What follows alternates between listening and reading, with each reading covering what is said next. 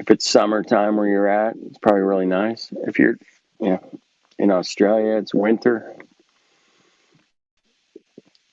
Yeah, days are really short there in Australia right now. Super short. I don't like the winter days, man. I mean, it's nice. It's a reset. I think that was whole planned out uh, by the creator, and said, "Hey, man, you got to have some downtime, man. And winter's a really good time to have some downtime. Just reset, re-energize, reboot. Think about what you're doing, and it's a beautiful thing that winter.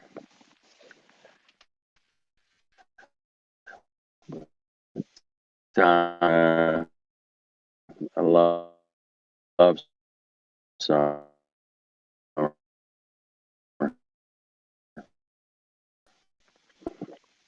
And the hot days, man. Whew, especially where I'm at. And there's not a lot of clothing needed, very little. And that's cool. Yeah, you don't have to do as much laundry, you know. So shorts and a t-shirt, and it's pretty quick. So yeah, I like that about summer. And I like swimming. I don't know if you guys like swimming, but it's the best time to do it in the summer. Kind of hard to do that shit in the winter. Too cold, man. Way too cold.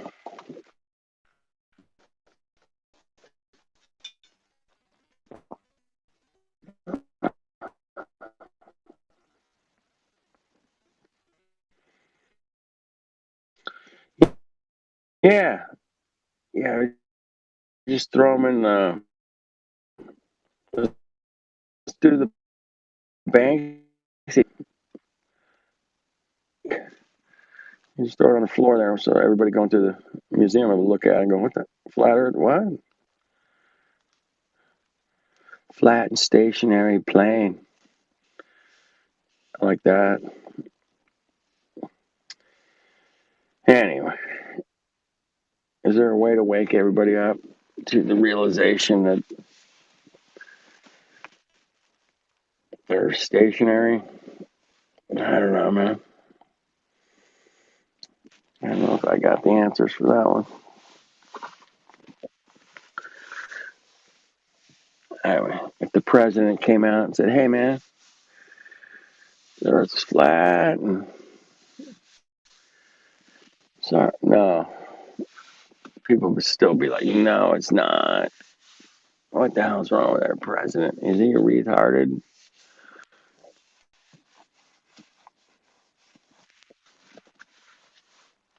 He's lost it. That would actually say that Joe Biden has actually lost it completely. That's the last straw. Mark my words. Biden's going to come out just mumbling, and then go, "It's flat Earth," and then he'll be like, "Of course it's flat," and they'll be like, "He's actually lost his mind now. He's a goner." Not that any of the other crazy stuff that he's been saying for the last 2 years has been year and a half, whatever, how long it's been. It seems like forever. Ugh, the guy has lost it, man.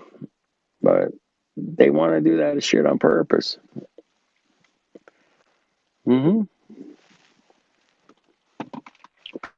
I mean,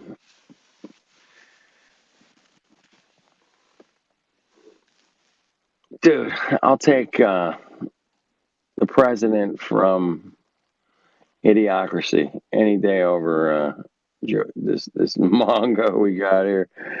Man, help me out. Help me out. Somebody help me out. Is this thing still working? Maybe it died.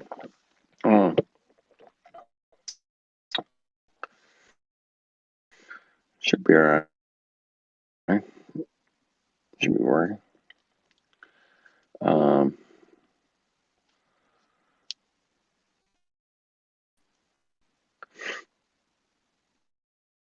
Maybe not. I don't know. Anyway, welcome to late night on the flat earth, man. Flat earth does have a late night or early morning, depending on where you're at, man. Everybody in the UK should be getting up right now, getting some coffee, taking a piss, and rolling in here. Where's my UK Mongos, man? Where you at? Wow. Where you at, man?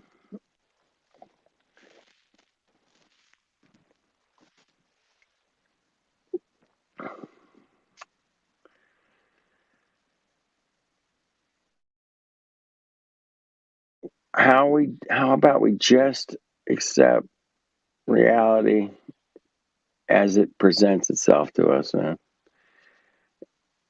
Is that possible there, Mr.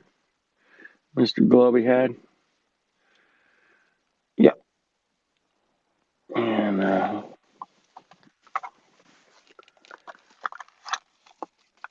nope, that's not good enough there, Kenny. Nope.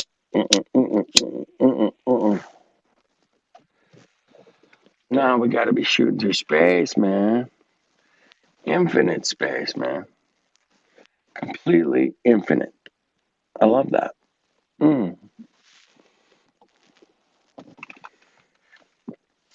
Yep. We got everything figured out, man. Go to work. Shut up. Don't think about this stuff. It's not important. It's important which football team won. That's important. Right?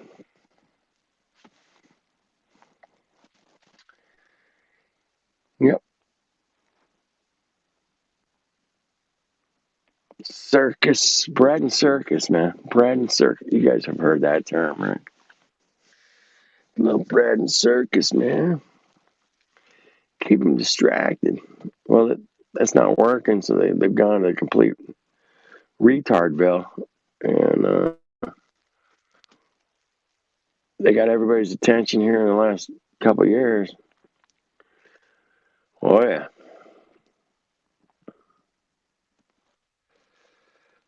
That program's working real good. The Coco program. Coco 19. Ooh, yeah, it's working.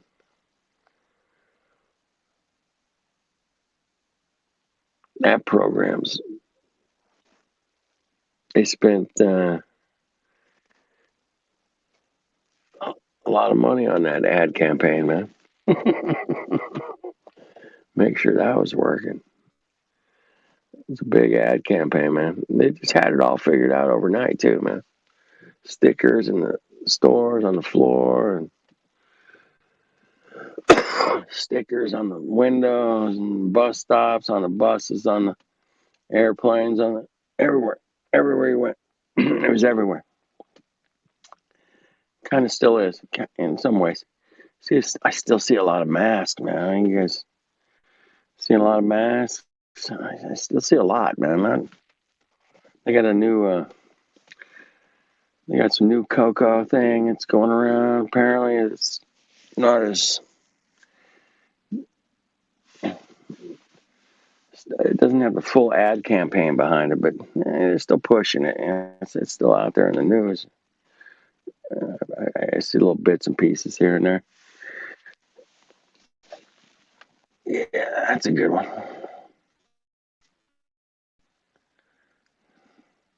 Yeah, a lot of yellow and blue. A lot of yellow and blue. That's right. Signs everywhere. Sign everywhere. Sign. Yep. And yeah, they brought it out. Signs everywhere. Hmm. A lot of them had fine print and shit on it, man. I didn't have time to read it all. I mean, it was a lot of fine print. It was detailed, a lot of big words and shit in there. I didn't quite understand it all, But you know, apparently, some organization knew how to exactly word everything that made everybody understand what was going on. And it was this big thing. It's like a super bad thing, and it had to. You couldn't see your friends, your family. What really pissed me off, man, more than anything, man, is we couldn't go see Grandma, man. She was stuck in a little nursing home or whatever, retirement. No, no, no. You can't see Grandma. What? What? Nope.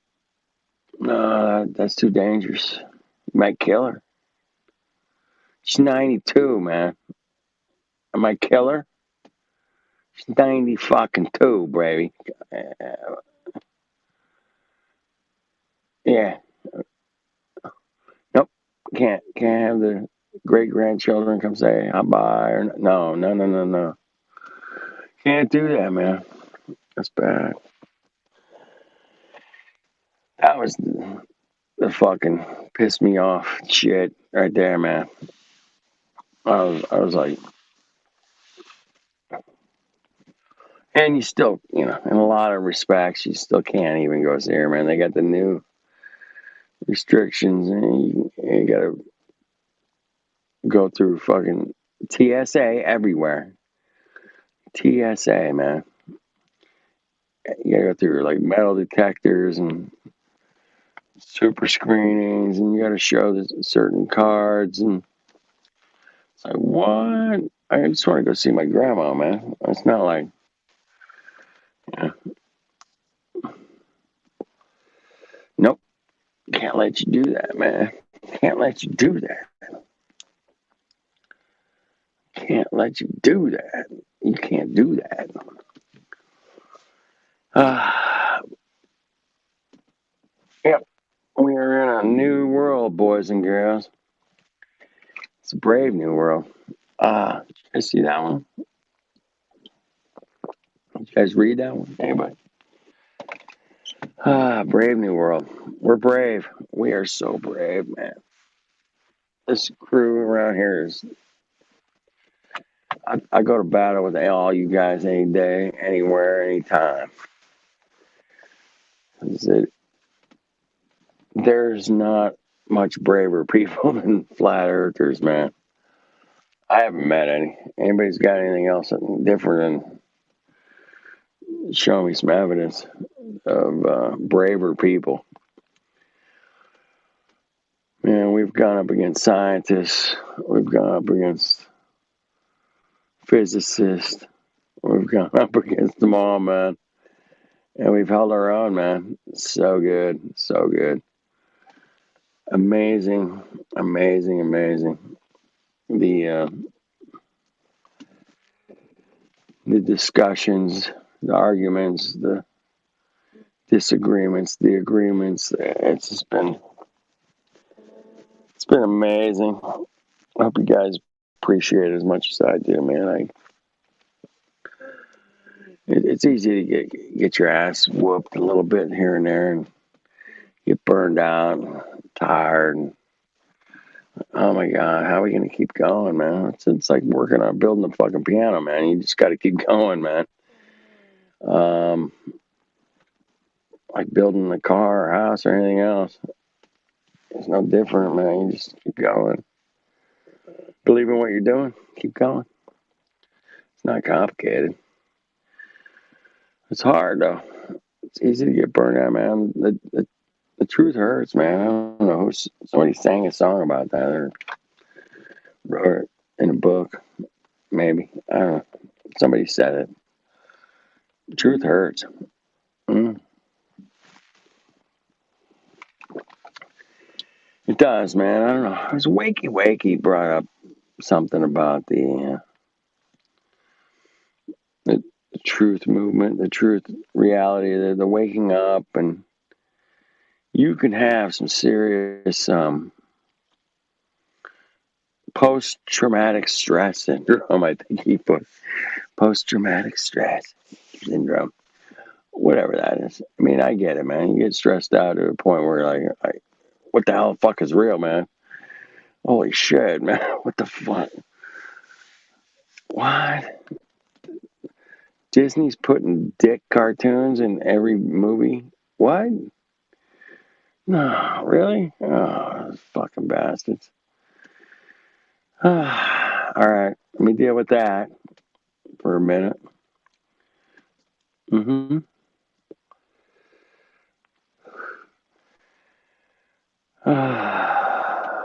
Yeah, a few rabbit holes that make you shake your head and question what the hell you doing, man. I mean, like, maybe I'm just better off not knowing all this shit. But I've never thought that. There are days I'm burnt, man. I'm just like, can't fucking deal with it. I need to go to the beach and check out the horizon. Okay, we're good. I'm back. Yep. I went down a couple rabbit holes I probably shouldn't have. Can't unsee shit, man. It's another thing, man. When you're looking in the deep, you're shining lights on deep, dark corners of the world, and you're seeing shit, you know, that, you know, it's just ridiculous. It's like, whoa, man. That shit's fucked up, man. That shit's totally fucked up, man. Oh, shit. Damn. All right, let me deal with it. I got it. Okay. Mm-hmm. Let me deal with that right now. You process it, tell it to fuck off, and we're moving along, man. We're moving along. The Earth is flat. Where's Matthew? Right here. The Earth is flat. Say that one more time for me. Flat. The Earth is flat. Sort of.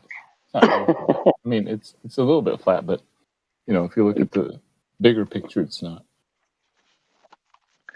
Well, bigger picture, man. I've seen It's pretty big. I've seen guys shrink pictures down and create some curvature. You've seen that as well. I haven't seen guys blow up pictures and say, "Hey, look, there's curve. There's the curvature, man, right here." Neil deGrasse Tyson didn't bust out any pictures that he took of the curvature or of the flatness or either one of them. There's that. How you doing, brother? You good? I'm doing pretty well. Went to Las Vegas for most of last week with some friends. Did you gamble? No, my employment contract forbids it.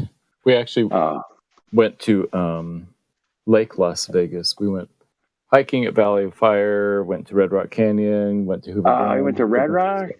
Yeah, it's beautiful. Dude, I've done Red Rock, I don't know, 40 times. What about Valley of Fire? Have you been there? Yeah, I've been there once or twice, not too many times. I like the Red Rock because we would hike up Oak Canyon. I forget, there was a couple other ones. We mainly just drove the loop. We didn't. We got out a few times, but it was like 110 degrees or something. Oh yeah, yeah, it's hot up there. That's why you hike in the canyon. It's much cooler up there. I don't know. I heard. It's like 20 degrees cooler if you get back up in the canyon. And no, that's a beautiful place. I thought they should have turned that into a minimum national monument. I think it's deserving of a national park myself. Yeah, I do too. It is just one of the most amazing. Just did you make the whole loop? Did you go all the way through the ghost town? No, we Or just did the 13-mile. Oh, you just did that one loop, yeah. Yeah, Okay. just the one loop. Yeah, there's a way you can cut back. You can go up. You end up way out there. It's a great ride. There's a couple of, we used to go off roading too, up that way. There's some off roads that take you back into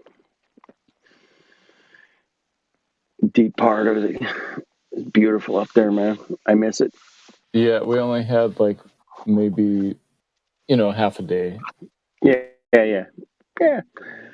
There was one little spot right at the end, right in the middle of that loop road where it starts to turn back. If you park, there's a spring right there. There's a natural spring, really? right off the road. You can go there and watch the water coming out of the ground, and you're like, oh my goodness. And I used to drink that water straight out of the spring, and it was so amazing. That is tasty water, full of minerals and just good water. Yeah, that'd be amazing. Yeah, I mean, it was back in the 80s. We didn't, parasites or anything in the water. We don't worry about that, man.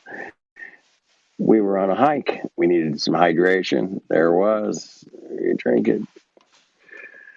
Yeah, we're hoping that because it's coming right out of the ground, it doesn't have any bird poop or frog poop or whatever else in it, right? Or it's like, okay, it's coming out of the ground right here. And I'm like, yeah, I think it's safe.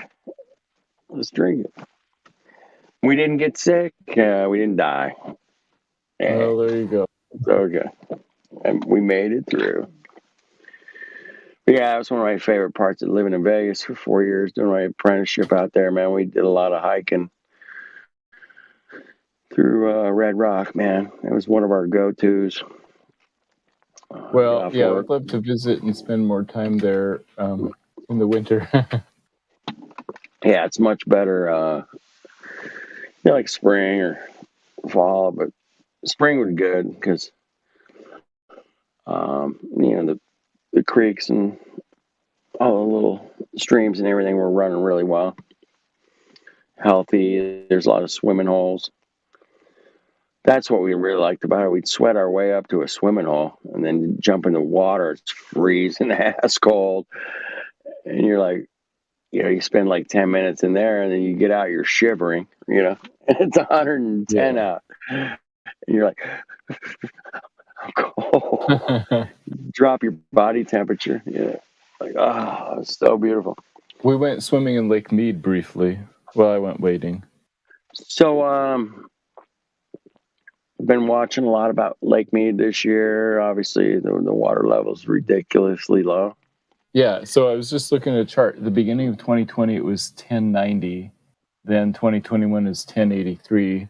Then the beginning of 22 was 1066. And then the day we were there, it was 1040. So from 1090 to 1040, 50 feet lower than 2 years ago. Yeah, that's pretty low, man. It didn't look good seeing all that like white rock along the edges of the lake, right? Yeah. It's just not appealing. Yeah. To the eye. Yeah, it looks bad, man. Yeah, I spent a little bit of time on Lake Mead, not a lot, but we used to go hiking up near the Hoover Dam, kind of northeast of the dam. We would park and hike back there like a couple miles, and there was these natural hot springs. It was amazing. It had like waterfalls of natural hot springs. It was crazy cool. Just sitting in that water, especially in the winter, it was really nice. But they dammed it all up, and they messed up the hot springs up there. There's still a couple places you can go and get to it, but I wouldn't know where they're at. But I do remember hiking up through there. It was good. Yeah. But cool, man. So you were out there with some colleagues, just No, this was some old housemates. We used to live in the same house 15 years ago. Oh, beautiful. But we're from 4 different states, and it just turned out that Las Vegas was the cheapest place to like all meet together. Have a center point and say, hey, man, let's meet here. That sounds good. Yeah. Since another buddy and I could drive from LA, so we had a car, and the other guys flew in from Minnesota, Tennessee, and Indiana. You guys all hopped in your car and did some sightseeing. Nice. That's right. It was so hot, but the car had good AC, so that's good. It's all good. 110, huh? Oof. Yeah, it was. I think the high was like 115 one of the days. Oh my! The hottest I ever remember in Vegas was 122, and I think that was the day I decided I'm leaving this place. This I can't even breathe. I'm going back to Southern California. Yeah. Anyway, I'm up in Santa Maria right now. At a friend of mine's house. Isn't that where they invented tri-tip, right? That's the tri-tip capital of the world, man. No doubt about it. And it's an okay cut of meat. It's not great, man. It's actually like the worst part of the cow, apparently. But they cook it up, they season it up, they do the best they can with the cut. But yeah, it's good. It's good, man. Depending. You're supposed to eat it with a little bit of salsa. That's kind of the secret, is to have a lot of salsa on each bite. And that, kind of juice makes it a little juicier. Anyway, I just came back from, I was up in Concord the last couple of days. Okay. But that's the Bay Area, right? Yeah, up in the Bay Area. My nephew is a world's strongest man competitor. Oh, wow. And they had the regionals up there. I drove up, support him. And I just wanted to. This is like my buddies lives in Santa Maria. This is kind of a halfway point, so I don't have to drive the whole thing in one day. That's a long drive, man. Yeah, I can imagine. Yeah, it's like close to 600 miles. So I wanted to support him, and I just stopped my buddies and hang out on the way up and then on the way back. So I'm on my way back now. I'll be coming back into LA tomorrow. Oh, nice. Yeah. I don't know if you know what the world's strongest man competition's all about, but most people don't. I imagine lifting things, right? I don't know. Lifting very, very heavy things. There's a lot of it. And yeah, I would be eliminated in the first round. Oh, yeah. I mean, I watched guys flipping a 970-pound tire. Flipping it. I was like, you got to be kidding me, man. And it is one of the only sports I didn't, if you start thinking about it, where you're literally lifting heavy weights and carrying them a distance. They have different events where you have to lift a bunch of weights and carry them across a track, 60 feet, 90 feet, whatever it is. And they time those events. It's not just like how much can you lift, like on the Olympics and stuff, right? That's very straightforward kind of lifting. Yeah. But this is where you're actually moving with weights, and it's a different level of strong and fascinating. Uh, I'm learning a lot more about, since my nephew's a strong man, I'm learning a lot more about it, supporting him and hanging out with him, talking to him about it. But yeah, they have like big giant boulders, like 250 pound, 215, 300-pound boulders. You have to lift up on these giant pedestals. Like, Yeah. yeah, it's like, oh my goodness. It's cool. The amount of weights that these guys are lifting. And they had girls, they had a different light vision and heavy and like a medium weight, whatever you want to call it. But I just kept thinking, there's nothing light about what they're lifting. I think they're just all strong people. Yeah. And they're lifting heavy things, man. Nothing's light about it. So there's no lightweight and strong man, I don't think. I mean, certainly, but it's a very, very obscure sport. There is a professional level to it, but it's out of all the sports in the world, it's probably the least. You're going to get paid the least. It's just not known what strongman is. You can check it out. It's on YouTube.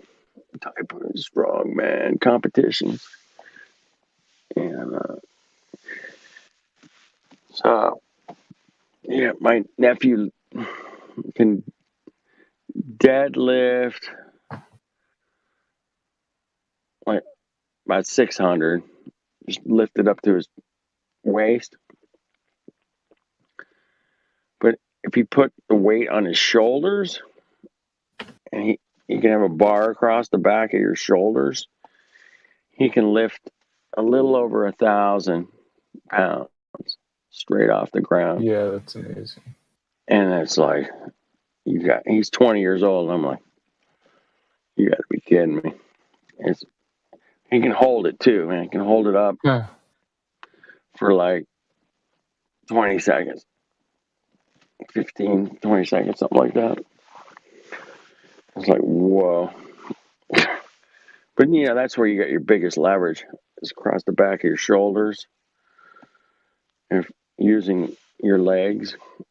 And he's got these big legs, so he can just stand straight up with 1,000 pounds on his shoulders.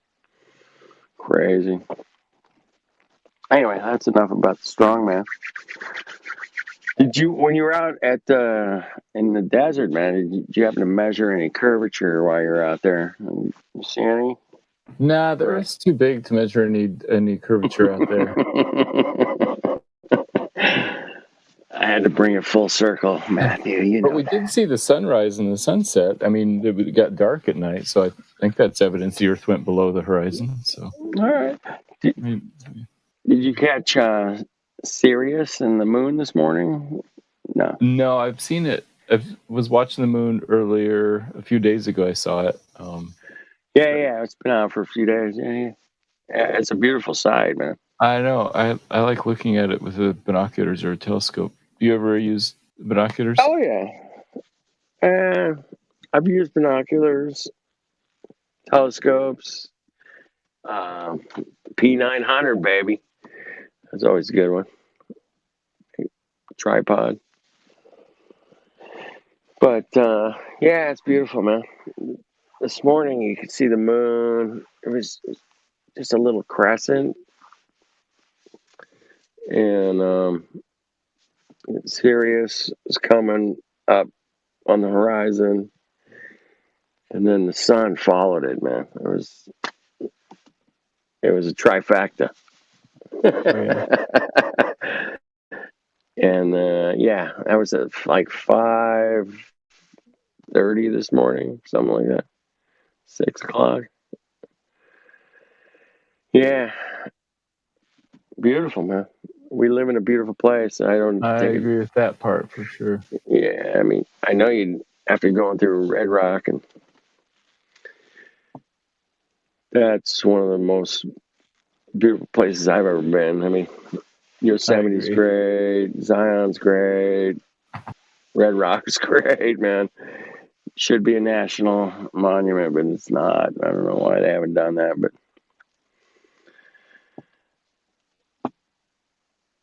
I think because they had a lot of development that kind of built up. When I lived there, there was no development near Red Rock, but they pushed the development like right up to the edge of the.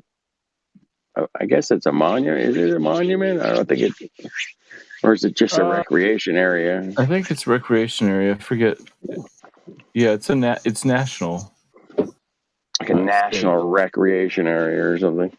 Yeah. It's not a monument. It's not a national park. So it was one of those. But they kind of pushed the development like right up to the edge of that place. Yeah. Houses and condos and golf courses. But I remember living out there, and I'd drive out there, and I'm like, this would be a cool place to have a house.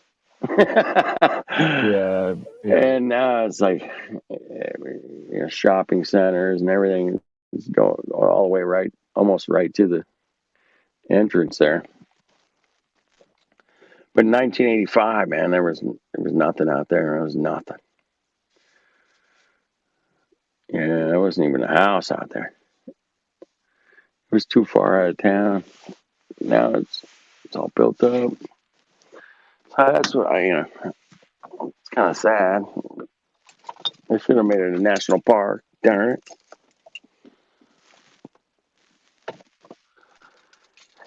Maybe someday. I'm not in charge of the country. Apparently, we have a president that might not have all his faculties together. He's in charge. I don't know. Yeah, I don't know who decides what should be national parks. Yeah. I remember going to Joshua Tree when it was just a national monument. And it was run really well. And it was, I don't know, after it went to national park, man, I don't know, I remember going out there and I was like, it just doesn't seem as well run. Like, I don't know what happened. I don't know if the national monuments are the state or somebody in charge of it or something. But once it goes federal, man, it seems like it's just not the same. I mean, from my experience, I could be wrong. If anybody else has different experience, that's good. But yeah, I always dug Joshua Tree. Have you been out there? Mm-hmm, yeah, a couple times. Yeah, I did a lot of camping out there. I used to make a yearly, like, springtime trip to try to catch the little desert flower bloom. It's really pretty. But it's been a few years since I've been out there. But yeah, just when it switched, I just noticed like it just, I don't know, it became more like they weren't as nice. I don't know. Yeah. I don't know what happened. The people that ran the place, it just seemed like once it goes federal, it seems like it's more military. I don't know. But we live in a great place. We were just talking to my friend tonight about how he was mentioning the first time he ever saw the giant sequoias. Oh yeah, those are great.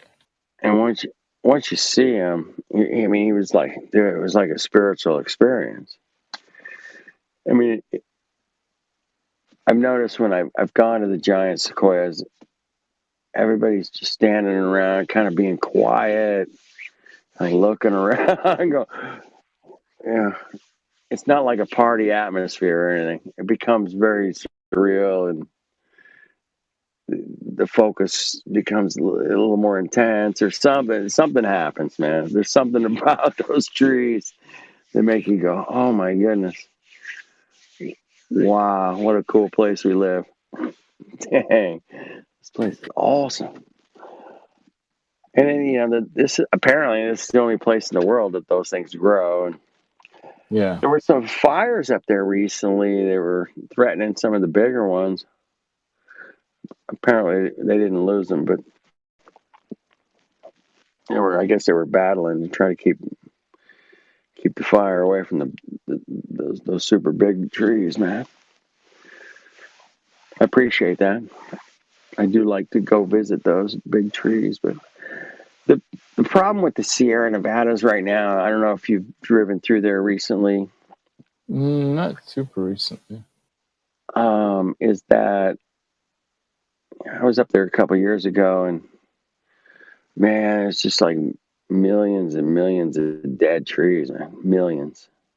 Yeah, from the pine beetle thing, right? Yeah, and it looks like in a giant tinderbox at this point. And when they had the big fires in 2020 burning through the Sierras, I wasn't too surprised because I had just driven through there right before the fires. Not that I had anything to do with it, but I had just noticed that, oh my goodness, this place is going to burn up, man. And it's like, I don't think you could stop it. It literally was like 10 burned trees to one live tree. It was like 10 to 1. I'm like, oh my goodness, this is scary. And my friend who's 71 years old, and he's looking at this going, no. He's like, dude, whole place, man, is going to burn. I'm like, kind of looks that way, huh? I'm like, yeah. So, yeah, we got a lot of issues here in the mountains of the Sierra Nevadas to deal with. And if we have a lot more fires up there, man, don't be surprised. Can't have that much dead wood and one little spark from a muffler hanging too low on your car. Yep. That's all it takes. Yeah. So hope they get a handle on it. But I don't hold a lot of hope out for when you see that many dead trees. You just throw your hands up and say, well, nobody's going to come in there and cut them all the dead trees out. I don't know why we can't have a national emergency that involves every possible guy that can cut dead trees off and drag them out of the way. And we could have like a World War II kind of event here and maybe get 25,000 guys to come out there and start cutting these trees down. Yeah. They're not going to do it. They're not going to do it. And so the consequences of not getting 25,000 guys together, they can get 25,000 guys together to go to Iraq all day long, man. I don't know, with all kinds of equipment, planes, guns, and whatever. But to save an entire forest range in California, can we get 25,000 guys to come out there and start cutting trees? Nope, we can't do that. And, that's the political end of, it's what they do. It's not what I would do, but it's what they do. If it was up to me, get 100,000 troops in there and let's cut these trees down. You guys ready? Let's go. Yeah. Here's the food and water, all you need, camping, shelter, showers. We got airplanes.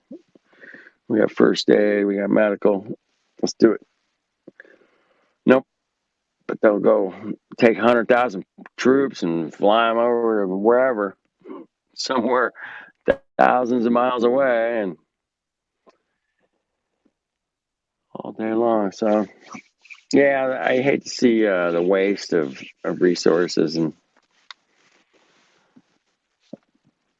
I'm the biggest fan of California and our great resources that we have here. It's just absolutely incredible. There's no other place in the world that has giant redwood trees, and this is it. Yep. I think we'd want to take care of them so that everybody can come and enjoy them for a day or two. And that would be my priority. But apparently that's not good enough sometimes. Apparently. All right, well, I'm going to pass out. All right. Well, good night. Nice chatting with you. Good talking to you, man. Glad you got home safe. Glad you had a good trip. And we'll hopefully talk soon. Yep. Sounds good. Hang in there. Good night. All right. All right. You too. Thank you.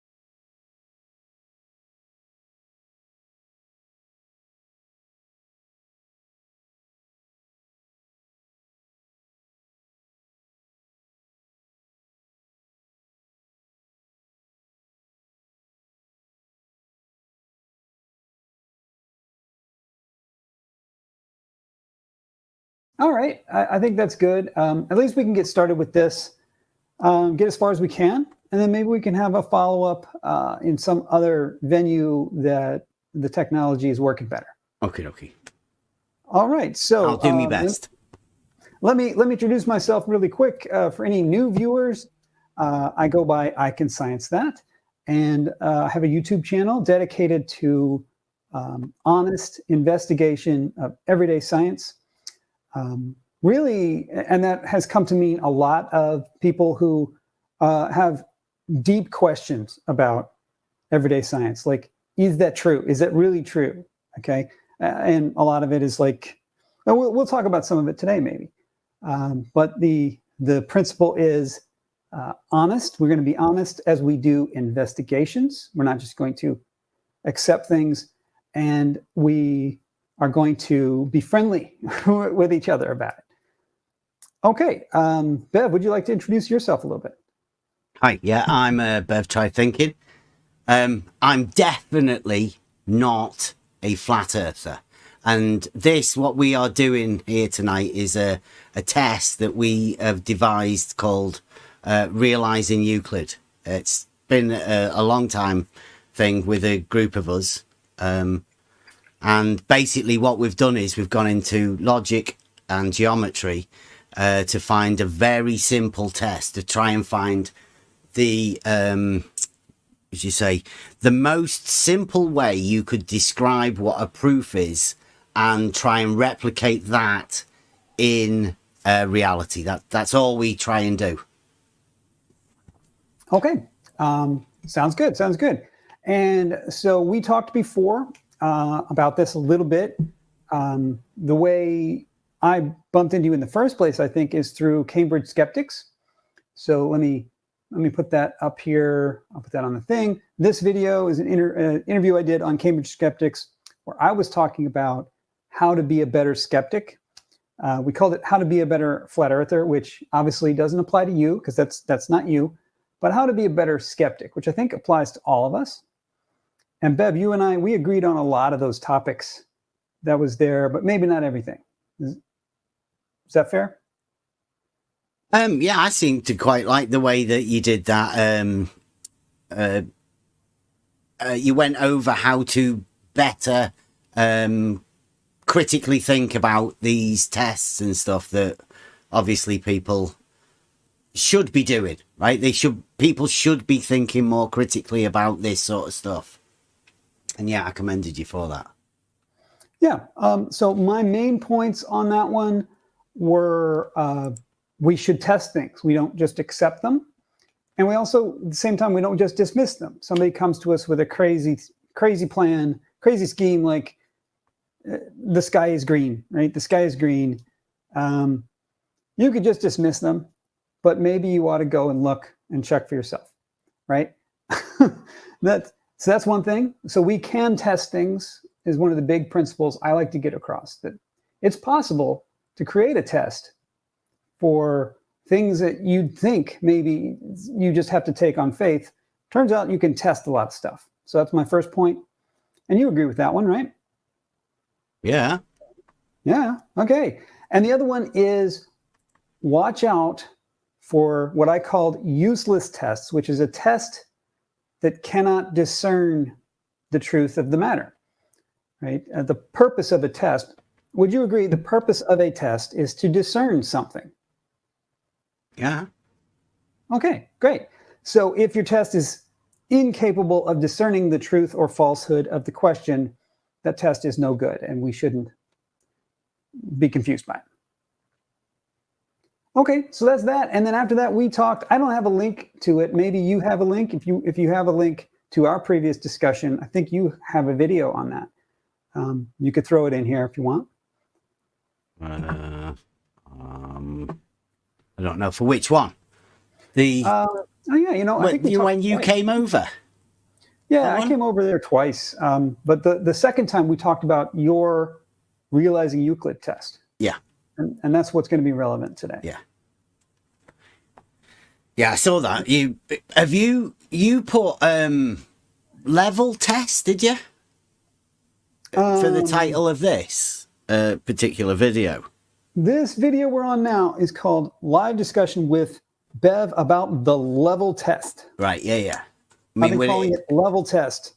But you call it realizing Euclid, I think. Yeah, a better. Have you seen the have you ever looked at Euclid in the Proposition 1, Book 11? Yeah, we went through all that in the previous. Well, that's what it is. It's not a level test.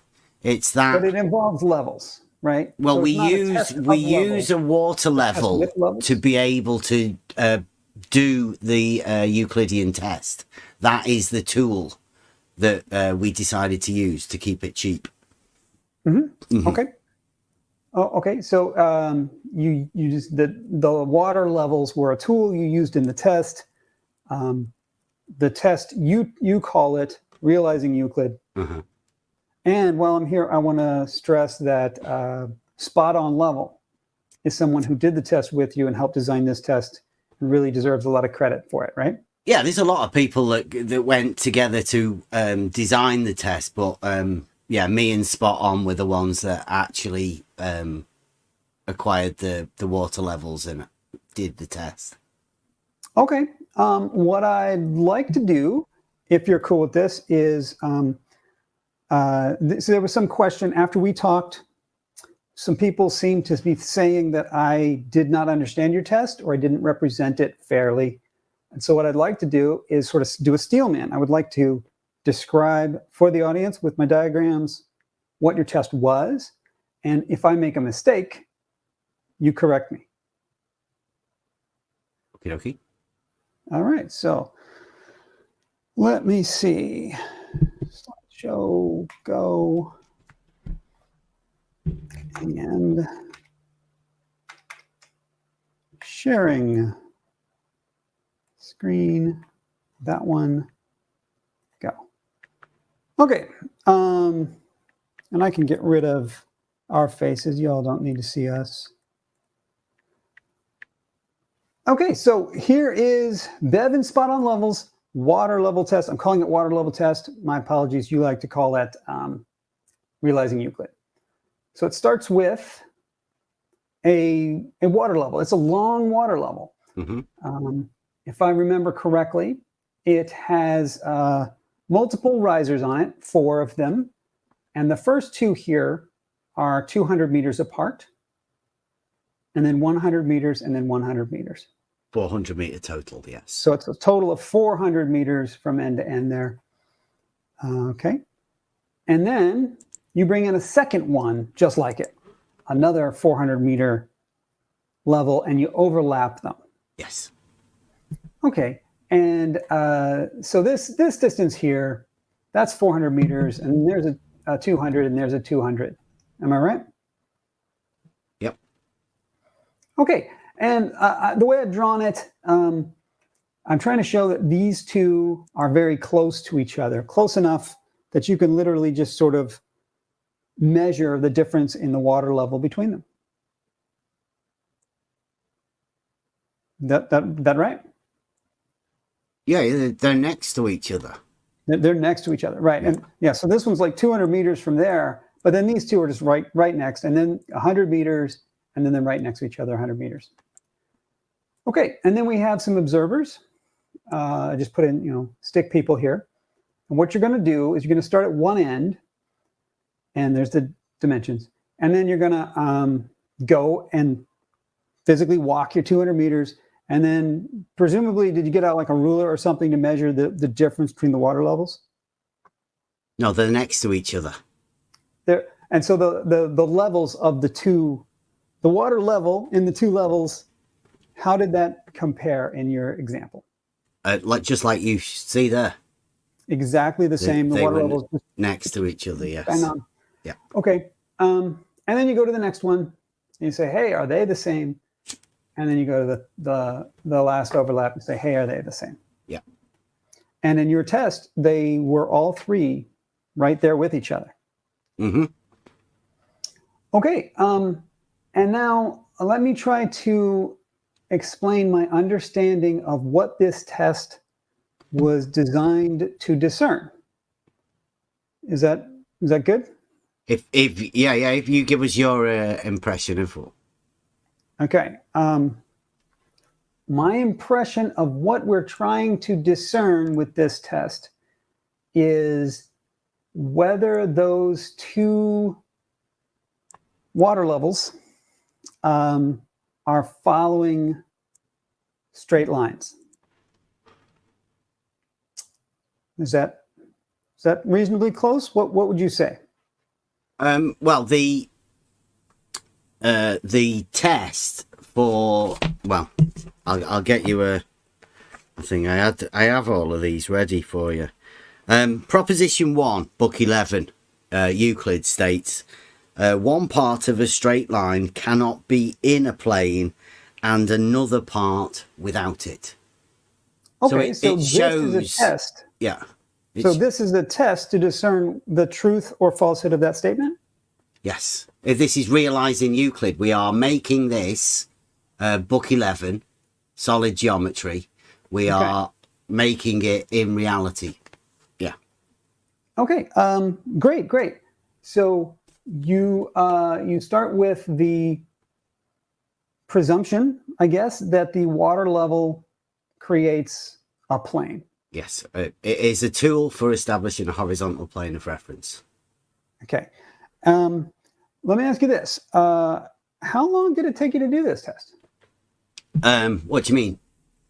Well, I mean, that's a pretty 2 by 400 meter long tubes filled with water balanced. You got to go walk out, set them up, prop them up on sticks or something, pour water into them, make sure the water is at exactly the same level, walk up and down, film the whole thing. Yeah, the water levels were already filled. Well, mine was filled already, and we filled spot-ons on the day. So, hours, days? How long did it take? Oh, yeah, it was just like a full day. Full day? Yeah. Full day. Okay. Let me just do something here. You're going to probably feel this is a little ridiculous, but what I don't understand is why the water levels? Why do we need water levels to do this test? Why not something else that's a straight line?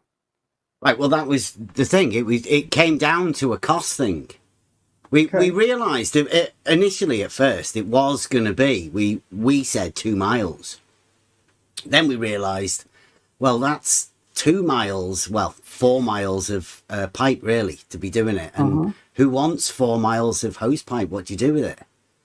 It'd be like a complete and utter waste. So the idea was to make it as simple and cost effective as possible so anybody can do it. We were given some numbers, and that gave us the ability to make it shorter, make it smaller. Okay. And then we realised the water level was the cheapest way of us doing it. I would propose that if your goal is just to realize Euclid, you could do it much cheaper and much easier. Let me demonstrate. I have here a piece of spaghetti. It's a straight line. I have a second one. If I overlap them, right? I overlap them. I make a single straight line. Yeah. Did I just realize Euclid? I just verify Euclid's first postulate? Well, it is in a plane. You see, that's the thing. It's a plane that you need to establish because Book 11 is the solid geometry. I'll put them on a cell phone to make sure that we have a plane. Now, have I realized Euclid? I don't know. What do you think? I think my test has all the elements that you listed you wanted. I've got a plane, and then I have a line that lies within the plane, and another line lying within the plane. That's all you asked for. So I did it. And I did it in seconds. Why did you guys spend so much money and time? There must be something more. What? I mean, surely you have other straight lines and planes. I don't know. not really with you. What's a tool for establishing a plane? What tool would you go to spaghetti? I used a cell phone. Would you agree that the face of my cell phone is a plane? Well, I don't know. Would you get anybody, because this is realizing Euclid, right? So we need a plane. So here I have a plane. Yep. Right? Yeah. What's the difference between my plane and your plane? No. Then, I mean, I don't want to diss your test or anything, but it seems like you went to a whole lot of effort here. Yeah, we had a good time. Necessary. Oh, why? What do you mean don't seem necessary? We had a great time. Me and my lads had a great day out. We got a load of good filming. I got to have a day out. We spot on. We did a test. Okay. I don't like what. All right. No, that's good. That's good. And so I want to clarify something that I think is a misunderstanding about your test. I think people are misrepresenting your test, possibly including myself. I think a lot of people think that your test was designed to show that water levels create a plane. No, we know that. A water level is a tool for establishing a horizontal plane of reference, right? I mean, right. So this test of yours in no way questions that fact. It does not discern the plane or linearness of water levels. Well, obviously, if we want to establish realizing Euclid, we have to start off with something that establishes a plane. Do you not? I don't know. It was your idea to realize Euclid. I didn't know what you were trying to do, right? Yeah. That's it. And what does that mean, realizing Euclid? As you explained it to me, it was you take a plane, you make a line within the plane, right? You take a plane. I think we can all agree that this is pretty planar, very planar, and that there's a line. So Spaghetti. Now I have a line within a plane, right? So spaghetti on the phone, but I mean, yeah, spaghetti on a phone would do the trick. But I guess I didn't get the fresh air and sunshine that you guys did, right? And the time out with buds. That's definitely worth. We did it at the side of the canal. It was great. Yeah. Okay. So that sounds really good. I just want to make sure, and I think this is your opportunity right here to make it really clear that in your test, you in no way were attempting to discern that water levels are horizontal, are planar, are linear. That was not part of the test, and this test does not show it in any way. It uses it, doesn't it, in order to establish that plane? Right. You make the assumption and then just run with it. No. It in order to be able to say that no straight line, no part of a straight line can lie within a plane and another part without it, or in a higher plane, or whatever, right? That's what the test is there to show, whether we can actually realize Euclid. Whether you can realize Euclid. Well, yeah. I mean, I don't know why that's a question. Can you realize Euclid? I did it with spaghetti and a cell phone, so of course you can. Right? Why would this be a big question? Why would what be a big question? Whether you can realize Euclid. Realize Euclid? Yeah, right. I mean, with pennies. I mean, well, yeah, you could do it just by drawing a circle and saying it's got, the ratio of this circle, the diameter to the circumference. It gives you pi. I mean, boom, done it. I've realized Euclid. But that's not really the same sort of thing. I mean, if you know what we do when we go out to show people what happens with these surveying tools, and we're definitely all about level. Okay. That's the server. Okay. We've been on the level first, and then next level. Okay. Let me just move on to the next slide. This is something that wasn't in my previous video, that after talking with you some more, I thought maybe your hypothesis was this, that perhaps the two water levels independently created two planes, and your test was designed to discern whether or not those planes were parallel. Is that what you were trying to test? Or you can just shut that down right now and say, no, we're not doing that? Well, I mean, that's what the Euclid thing was to show, that you can't have part of that in one plane and part of it in the other. I mean, there's obviously not going to be a slope like that. I mean, you can't get water to go uphill, can you? No, right. Yeah. So I mean, that's ridiculous, that. Right. So this wasn't, the test wasn't designed to show that then. That wasn't what you were trying to discern. No, I mean, how could you do that? That's definitely got water going uphill, hasn't it? That'd be my interpretation of it. Yeah. For real. Yeah. Okay. And another thing that the test was definitely not to ascertain, or was not trying to discern, was whether or not, I mean, I'm saying it again, whether or not those levels are in fact planar, right? You took that as levels, point number one. And at no point in your test did you ever have like an if-then statement where you said, if the level is planar, then something. Did you have like an if-then somewhere? Well, we had I hope we can do this spot on without leaky water levels. So we tested the levels, make sure that they didn't do that. I mean, there was months of preparation of testing for leaks and whatnot. Okay. And then there's obviously getting together to see whether we can actually do it. So, I mean, yeah, there was loads of ifs. Cool. Okay. In my video, I showed one more scenario, which it sounds like, talking to you live now, is just like a red herring. This thing is not something you're interested in or discussing at all, but let's show it for clarity here.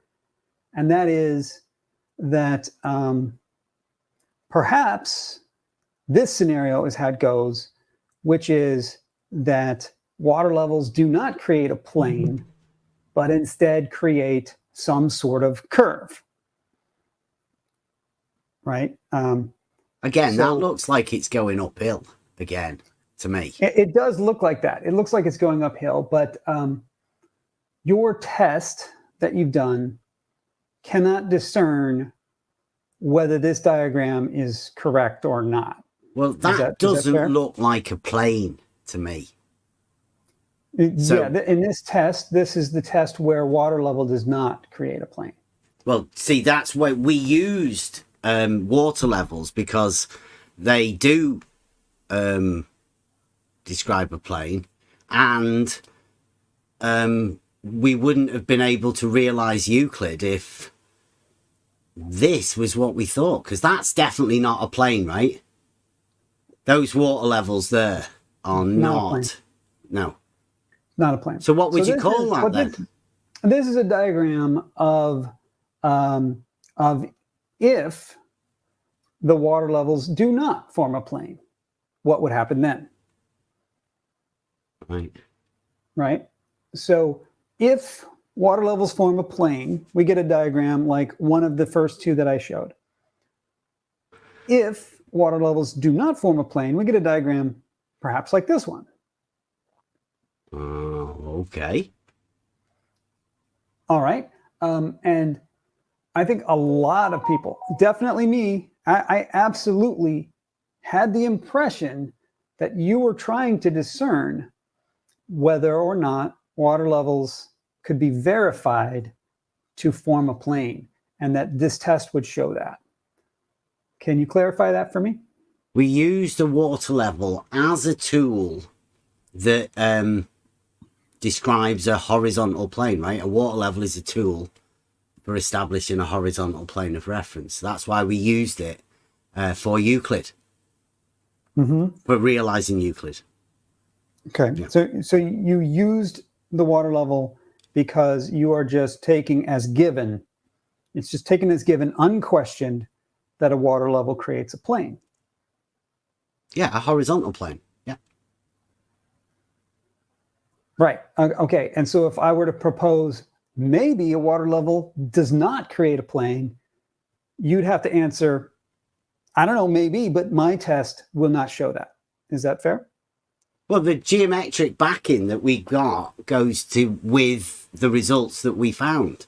So I would say by getting those results, we did realise Euclid. Now, are you saying that we perhaps didn't realise Euclid? What I am saying is earlier when I described, hold on just a minute, I got to put this on because this one makes me chuckle. I'm putting that up there. What we described, and what I described early, was a test that is unable to discern. So I think if we want to apply this test that you conducted to try to discern whether or not the plane was planar, the water level is planar, that this test cannot do that. So making any conclusions about that question would be logically fallacious. Well, can you agree to that? You can't really say that a test to establish a plane would be the same as the test to establish what have you got there, some sort of a curve. The test how could they possibly be both the same? A test is designed to discern one thing or another. Yes. Right? So if we wanted to discern whether or not water levels form a plane, your realizing Euclid test cannot do that. Why is that? I thought you just had agreed to that. No, we use the water level because it's a tool that establishes a horizontal plane of reference. Are you disagreeing with that statement? I am saying you have not tested that statement. You are just making that statement. Mm-hmm. Would the test not be the realizing Euclid part of it? Because we would sort of testing whether we could establish a plane having like a shared straight line segment, right? So let's be super clear. What is the question that you are discerning with your test out of your own words? It's Euclid. Do you want me to read it out again? Let me read it out. No, there has to be a question. It has to be a question mark here. Is it true? Is it not true? Your own words. Can we realize Euclid? Can we do it? And that is proposition 1. One part of a straight line cannot be in a plane and another part without it. And when you say realize, what I think you mean is make a physical make it real. Yes. Make a physical representation out of material objects to demonstrate this. Yes, make it real. Okay, so right. Spaghetti and a cell phone, you are done? Yes, you can. Good. I agree then. This is a great demonstration of realizing Euclid. Where people go wrong with it, and I'm not saying you have gone wrong, but I definitely think the Glober side have all gone wrong on this, is to imagine that this somehow was intended to prove that water levels are planar. But it doesn't do that. It's just realizing Euclid. It doesn't have anything to do with whether or not water levels are planar. Well, in your diagram, they're definitely not the one that you've got on screen right now.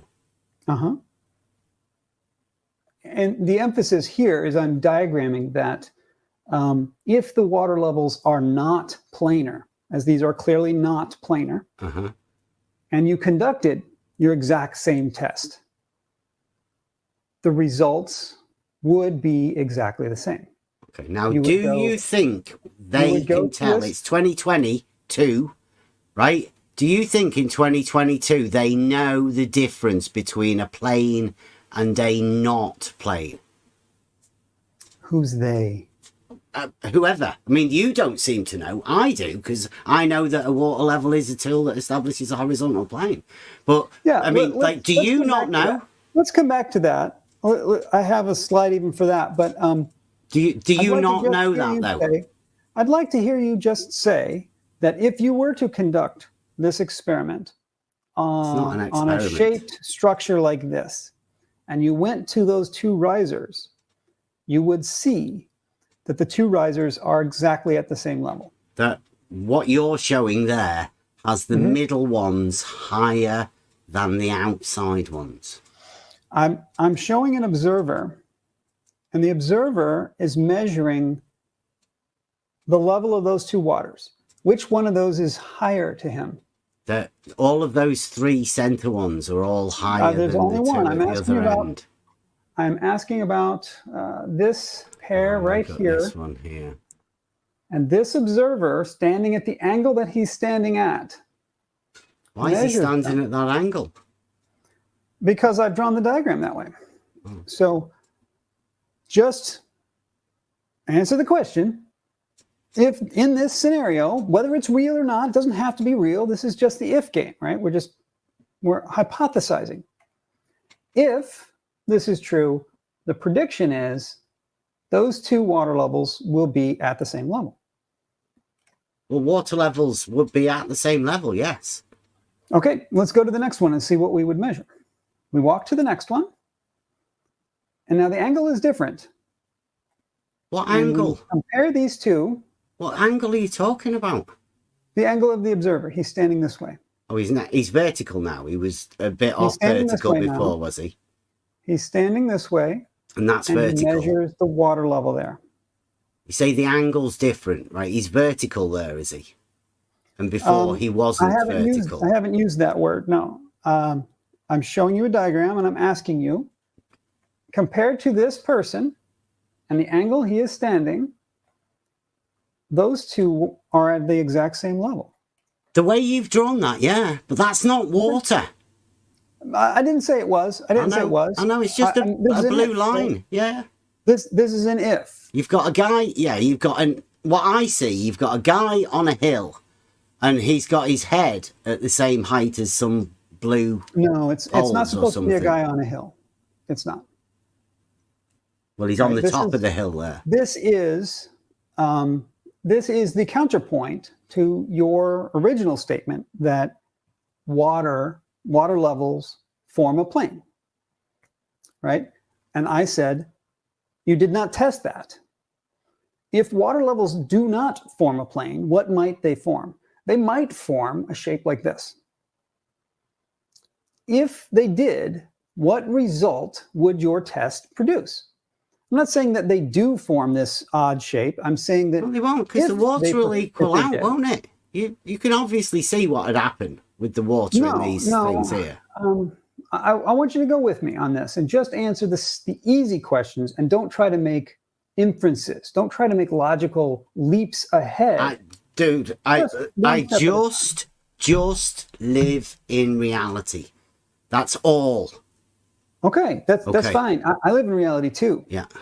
And the way a test works is you apply a prediction based on your various hypotheses, right? Okay, and so I have a hypothesis. Okay, well, are you going to be testing this? Are you going to be testing this? My hypothesis is that this is how it might happen. Brilliant. 100 quid it cost us for the two water levels. One for spot on, 100 quid. One for me, 100 quid. You can test it out for yourself.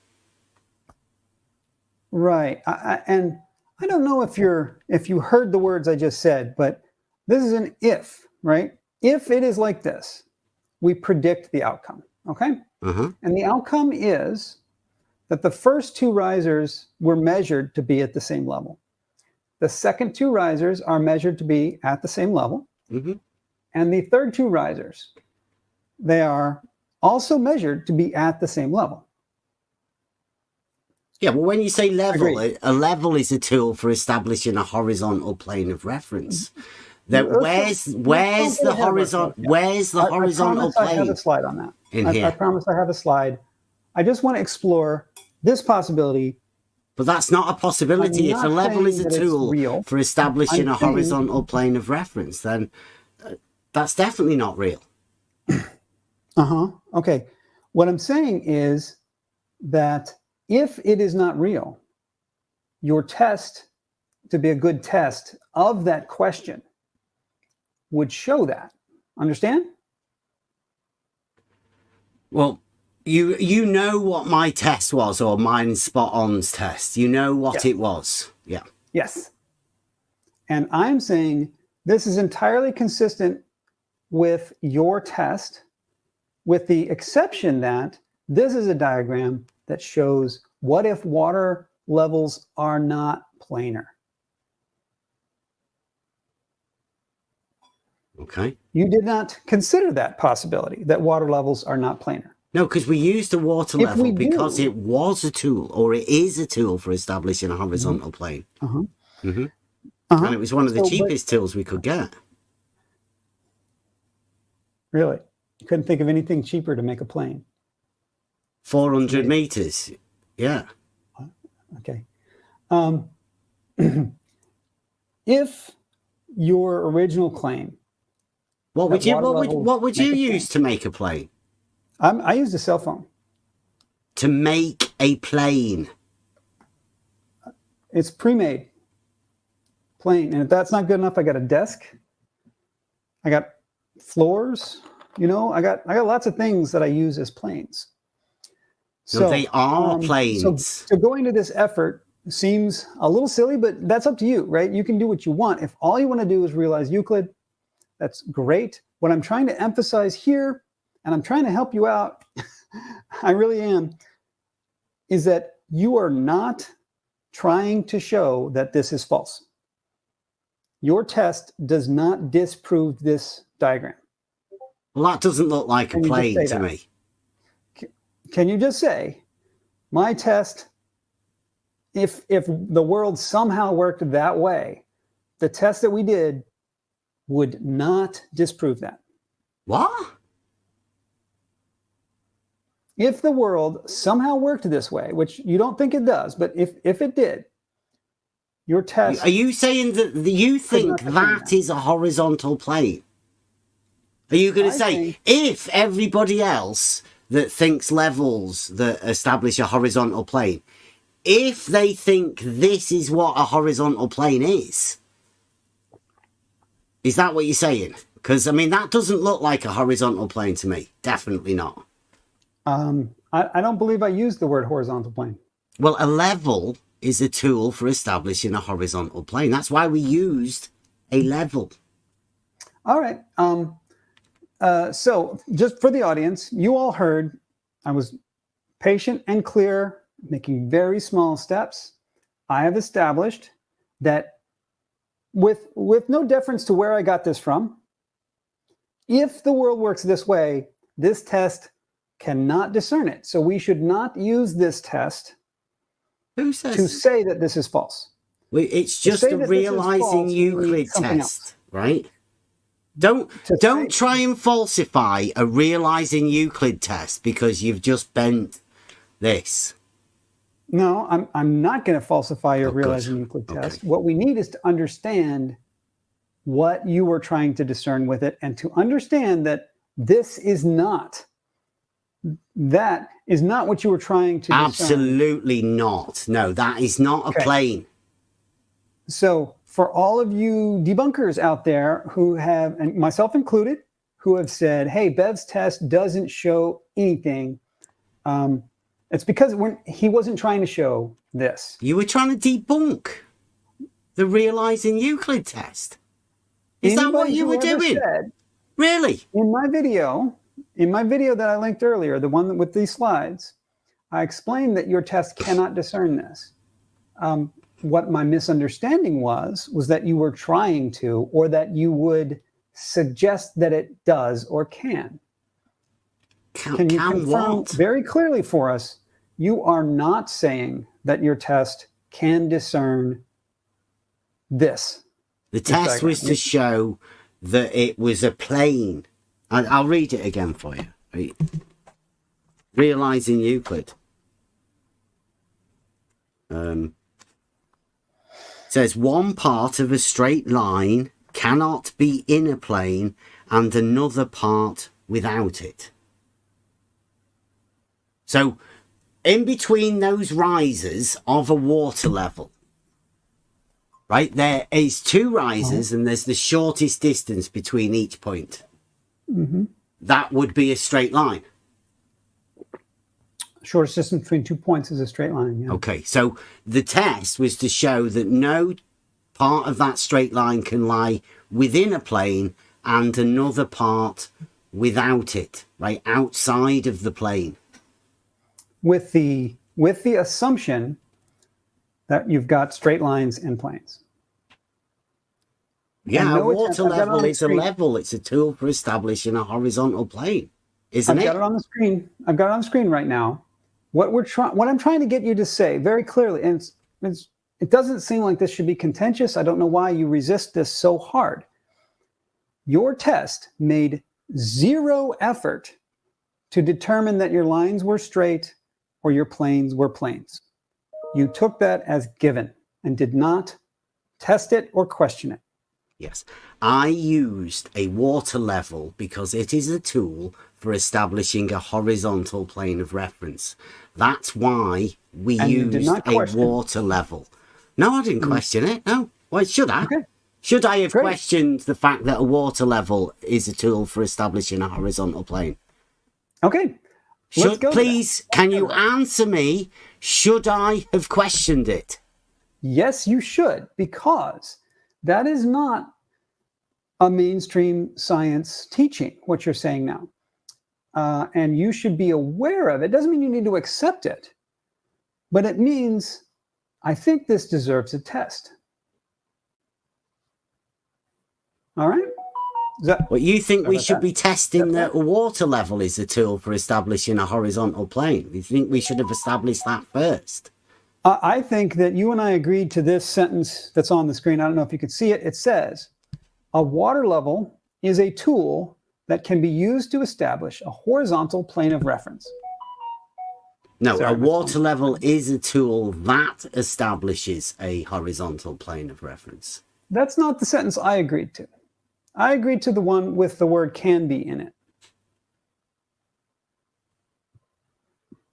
Okay, well, I say it definitely does establish. That's what a water level tool is. Correct me if I'm wrong here. I believe you say a water level is a tool that invariably establishes one and only one horizontal plane of reference. Nah, I've never said that. I say a water level is a tool that establishes a horizontal plane of reference. Is there any way you could make a water level that does not establish a horizontal? No, a water level is a tool that establishes a horizontal plane of reference. That's how it's used. Okay. Have you seen a water level? Yes, I have a water level right here. Oh, right, yeah. Uh-huh. Okay. Okay. Is that the one that Bob taught you to do? But not the second. I've got a water level as well. So I agree to the first sentence and not the second.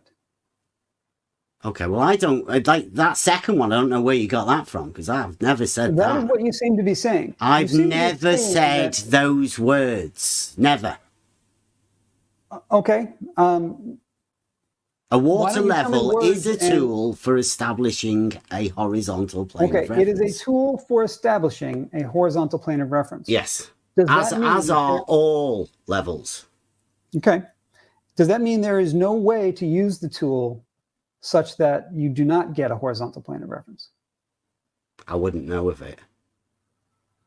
Can you show us saying that the level does a thing, that it's a tool that does a thing, like saying a screwdriver is a tool that drives screws. Does that mean holding a screwdriver means I am driving screws? I don't know what you're talking about. No, it means you're making... Well, give me an example then of how you would use a water level to not establish a horizontal plane of reference. Just give us a rough one. Yes. If you put 3 risers on your water level, you will find that the three risers are not in a plane.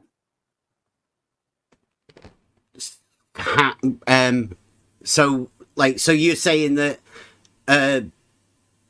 realizing Euclid, we would not have them. It's not the horizontal plane you're talking about, right? But you're saying that the realizing Euclid would have failed if according to what you've just said. No, I'm saying standard science textbook says this occurs. I don't think so. I mean, that looks like that one on they're definitely higher. Okay, so that's the last thing I really wanted to talk about. Before we go on, I wanted to science, finish this. did you? I want to finish this water level thing. You stress over and over again. That's not what I said. Can you put a red line through that? Because like I haven't even said that. Correct. Which word is not correct? The whole second bit there. So a water level is a tool. Correct or not correct? That's definitely true. The water level establishes a horizontal plane of reference. Yeah. Are there more than one horizontal plane of reference that the water level can establish? Yeah, absolutely. Oh, okay. And then how does that work?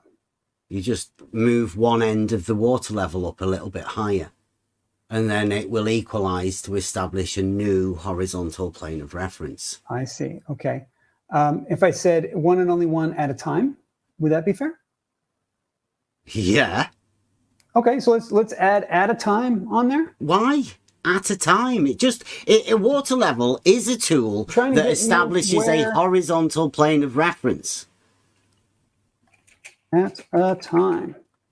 Oh God. Okay, Do not add that. You're adding that. Don't add silly stuff that isn't needed. A water level is a tool for establishing a horizontal plane of reference, is my statement. Okay, you tell me what's wrong with this statement now. Does it establish one and only one horizontal plane of reference at a time? Can you please write a water level is a tool for establishing a horizontal plane of reference? Because that's what I say. Don't write anything that I don't say. Please. For establishing. Okay, let's put that up.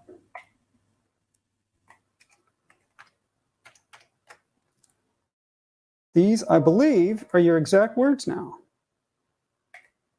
If it says a water level is a tool for establishing a horizontal plane of reference. There you go. That's good. Okay. Does that mean the following statement, or is this an error in logic somewhere? Are these equivalent? I'm not. What's invariably mean? I mean, I haven't ever used that. What's that? What does that word in there mean? Why have you added that word in there? Because you seem to be saying that you don't have to question whether or not your water level is a plane. No, it's a statement I make. It's a statement I make. Look, a water level is a tool for establishing a horizontal plane of reference. Now, if you don't agree with that, that's fine. You don't have to agree with that. But that's what I say. I think that first sentence isn't entirely wrong, but the way you apply it is wrong. What do you mean the way I apply it? But I apply it by using a water level to establish a horizontal plane of reference. You have said that because a water level is a tool for establishing a horizontal plane of reference, I put a water level out, and I know that I have a horizontal plane of reference. Agreed? If you put a water level out, and you've made sure it's got no air bubbles in, and you've not got any blockages, then yeah, it will establish a horizontal plane of reference, right? No. What? It will not.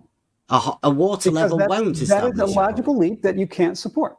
Who can't support it? Because a tool does a thing, that tool did the thing. Okay. So right? That's what you said. Because a tool does a thing, therefore that tool did a thing. Uh-huh. And you don't see the logical hole there? What are you saying? I'm saying because a screwdriver drives screws. Because a tool did a thing. Because a screwdriver drives screws. The screwdriver drove the screw. No, I don't know that. I could say, if I use the screwdriver properly, I was driving a screw with it. I could say that.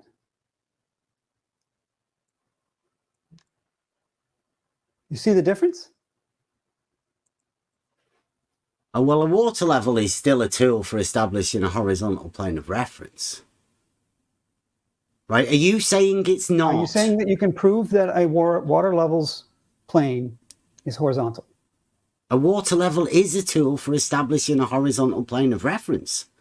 I hope a water level establishes a horizontal plane of reference. Are you saying we should check that a water level establishes a horizontal plane of reference? And yes. How would we do that? How would we do that? Good idea. I want to start with... Because you said you're doing a level test. So how would you test level? All I wanted to do here today, Bev, was to get you to say out loud for all listeners, your test does not establish that. My test doesn't establish what? That horizontal, that water levels, this statement of yours, which I have added some extra words to. So it's not my statement then, is it? You can't just say it's my statement and that you've added words to. Mm-hmm. That's pretty dishonest. No, that's not what I meant to say.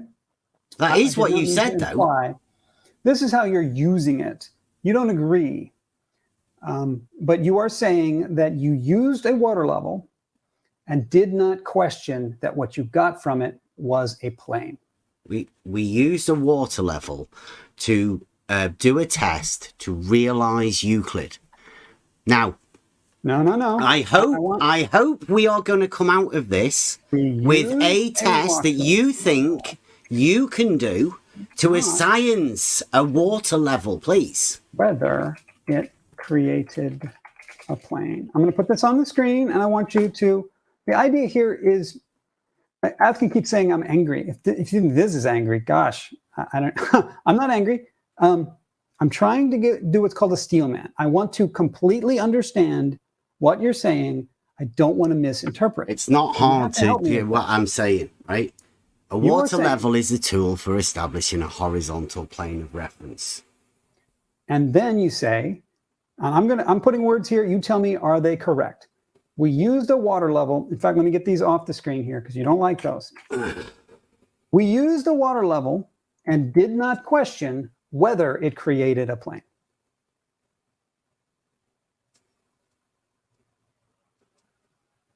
Seems like a pretty easy thing to agree to. The water level is a tool. It's a level, right? And have you ever questioned whether that tool was creating a plane? Levels, no. Never questioned it because that's what they do. They establish horizontal planes of reference. Okay. So back when we started, right, the first thing we agreed to was critical thinking was that we test our assumptions. We create a test to see whether something is true.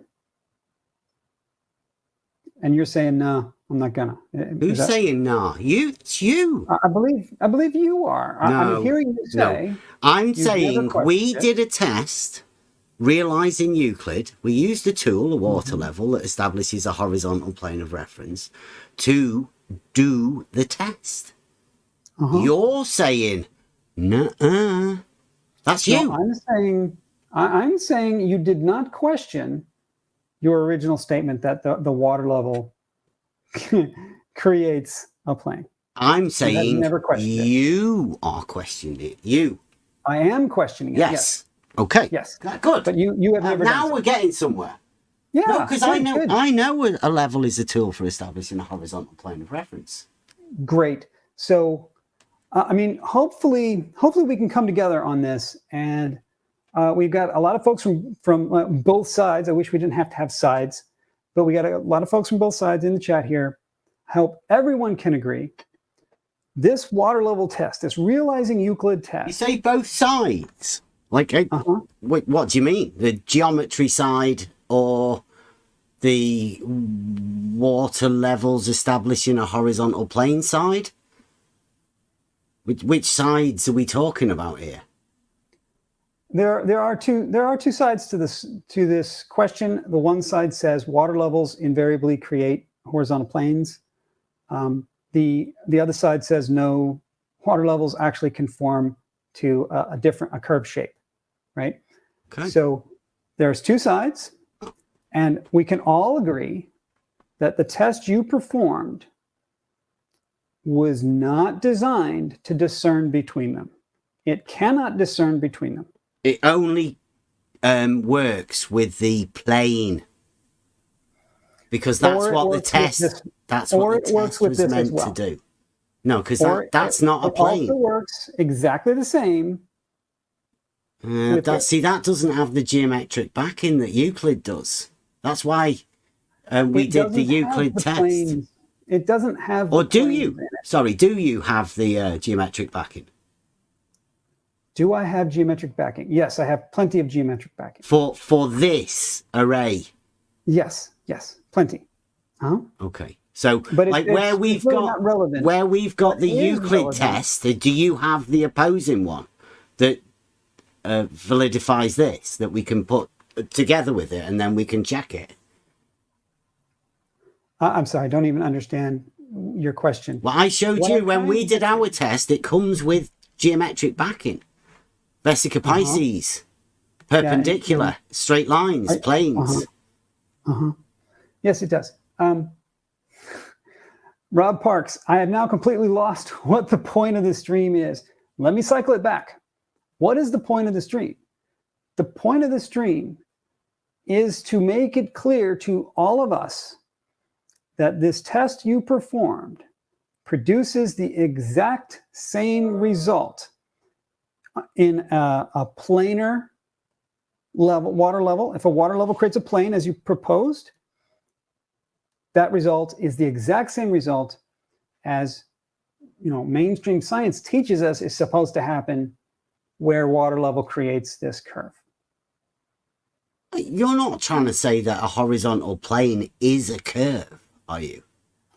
I don't believe I said those words. No. Well, a water level is a tool for establishing a horizontal plane. And you're saying this is what would happen. So therefore, that would make this a horizontal plane, wouldn't it?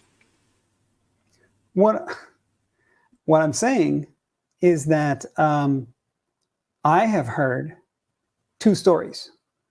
I've heard two stories about the water level. And I'm going to be a skeptic.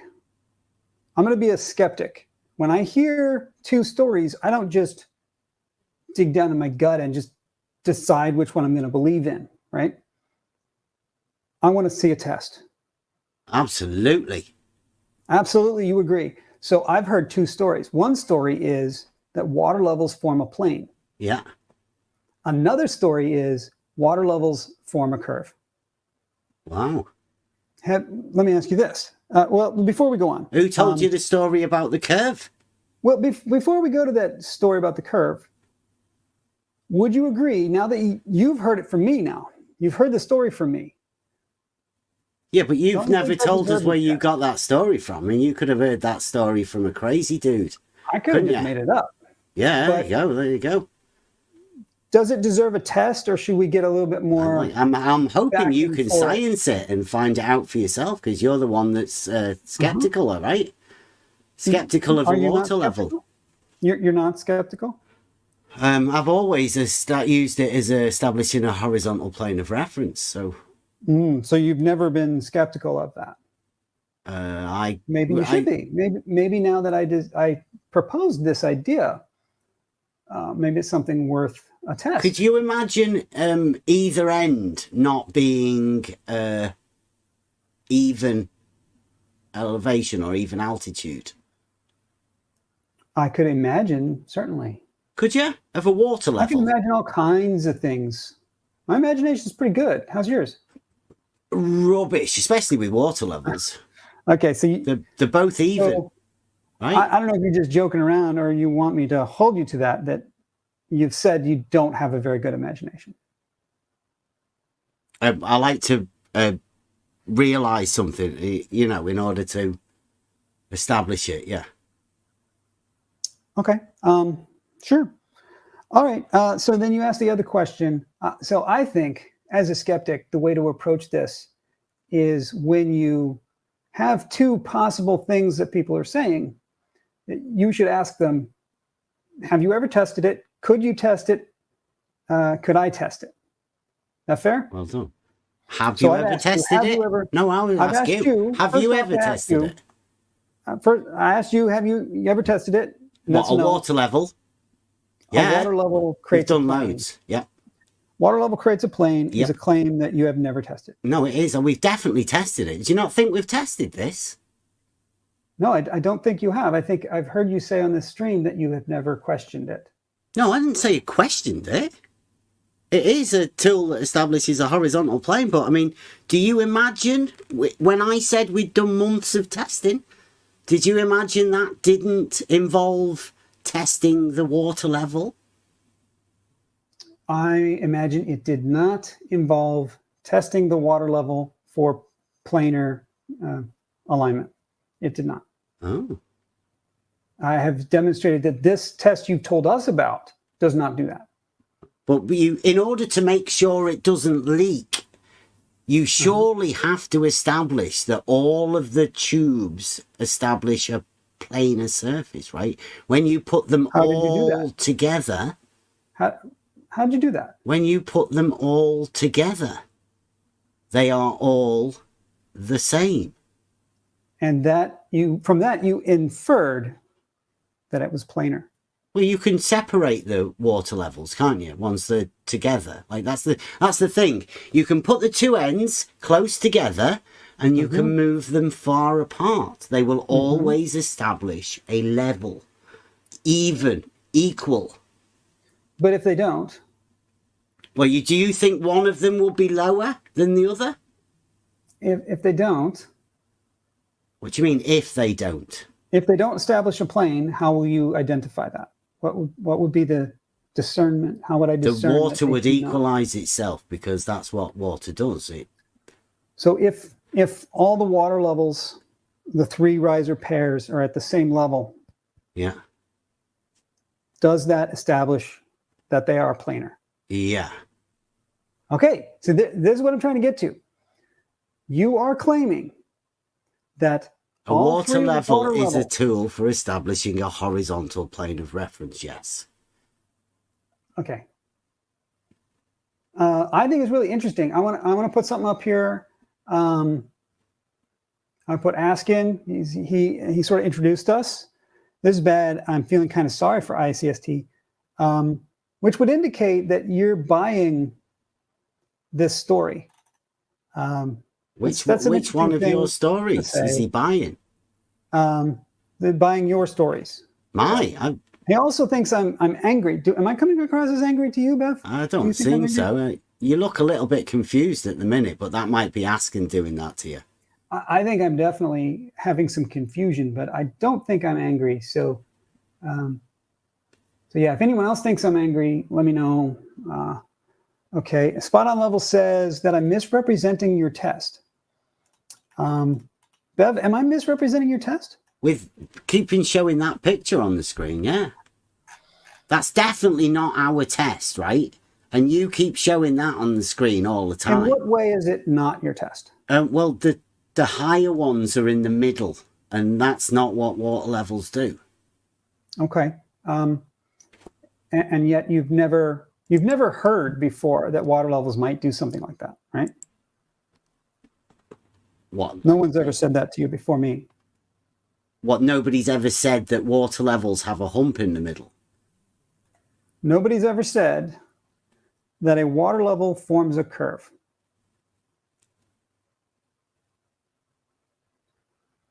This is the first you've heard of it. Is that correct? No, loads of people have said it. I've heard people say it's a circle.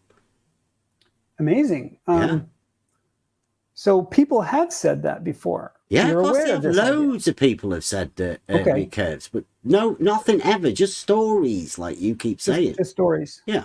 And why is it that you think loads of people telling you this does not rise to the level that it should be tested? You can test it whenever you want. I mean, I'm hoping that you are going to test it for yourself. Yeah, I'm hoping you're going to get your team together and science the shit out of it. It definitely needs it. It definitely does need it. And you have never done the test. We've done that test. The test to establish the planar nature of a water level. That test there. You've done this test. Yes. And this test does not establish a plane. Water levels are planar. Does it not? It does not. Certainly looks like and it. If you're confused by that, I'm going to say maybe we need to go step by step and establish your understanding of the competing hypothesis. Mm-hmm. Well, I mean, that isn't the plane one. The next one, proposition 2, is the actual plane, to show that 3 straight lines would all lie within the same plane. But that'd be the second one. This is just the straight line within the plane.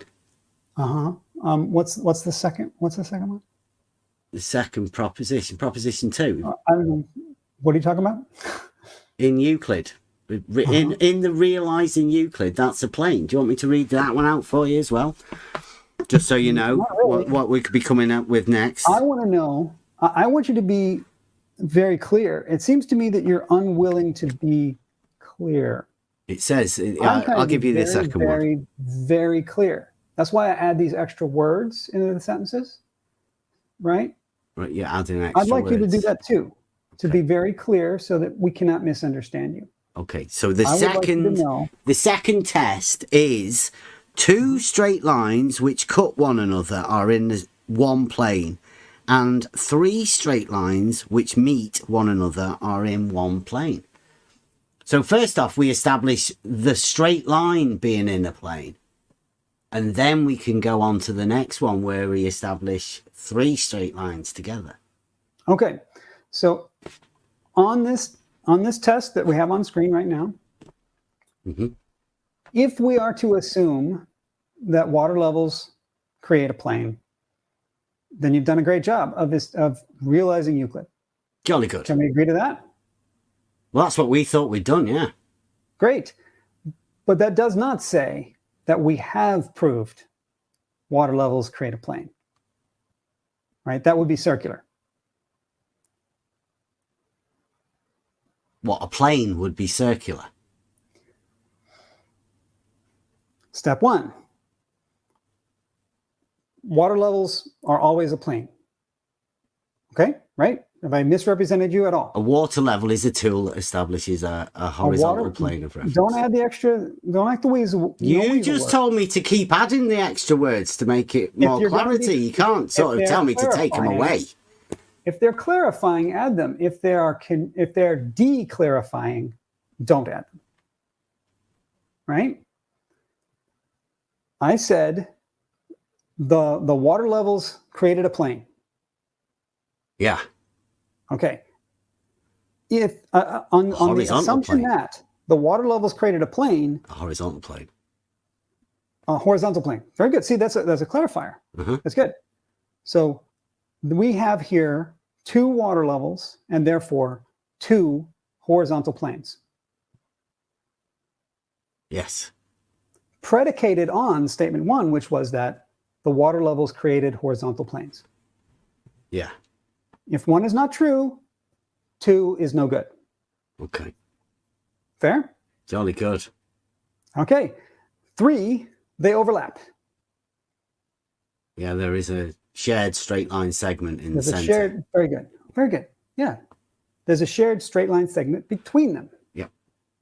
As designed, that's the test. Okay. So then the question is, if those 3 shared segments are at the same height, they also form a plane. Is that correct? What if the same height? What do you mean? You tell me. How? Give me to the conclusion now. You've got if water level created a horizontal plane. Yeah. And I have two of them that overlap. And I see that the level's the same on all three of the overlapping region. Yeah. Then what? Then you've got a shared straight line segment, so that shows that you can extend the straight line in a straight line, and all of the parts of that lie within the same plane. Agreed. And that statement now is predicated on number one. Number one was what? You said that a water level is a tool for establishing a horizontal plane of reference. Okay, so if number one is false, you have done what? I don't know. So is that what we're trying to get at here? The fact that you don't believe a water level is a tool for establishing a horizontal plane of reference? I don't believe. I believe there are tools. I believe there are proper uses for tools, and that you are deliberately phrasing it that way to make it sound like your position is reasonable when it is clearly not. It's an unreasonable position to do a realizing Euclid test.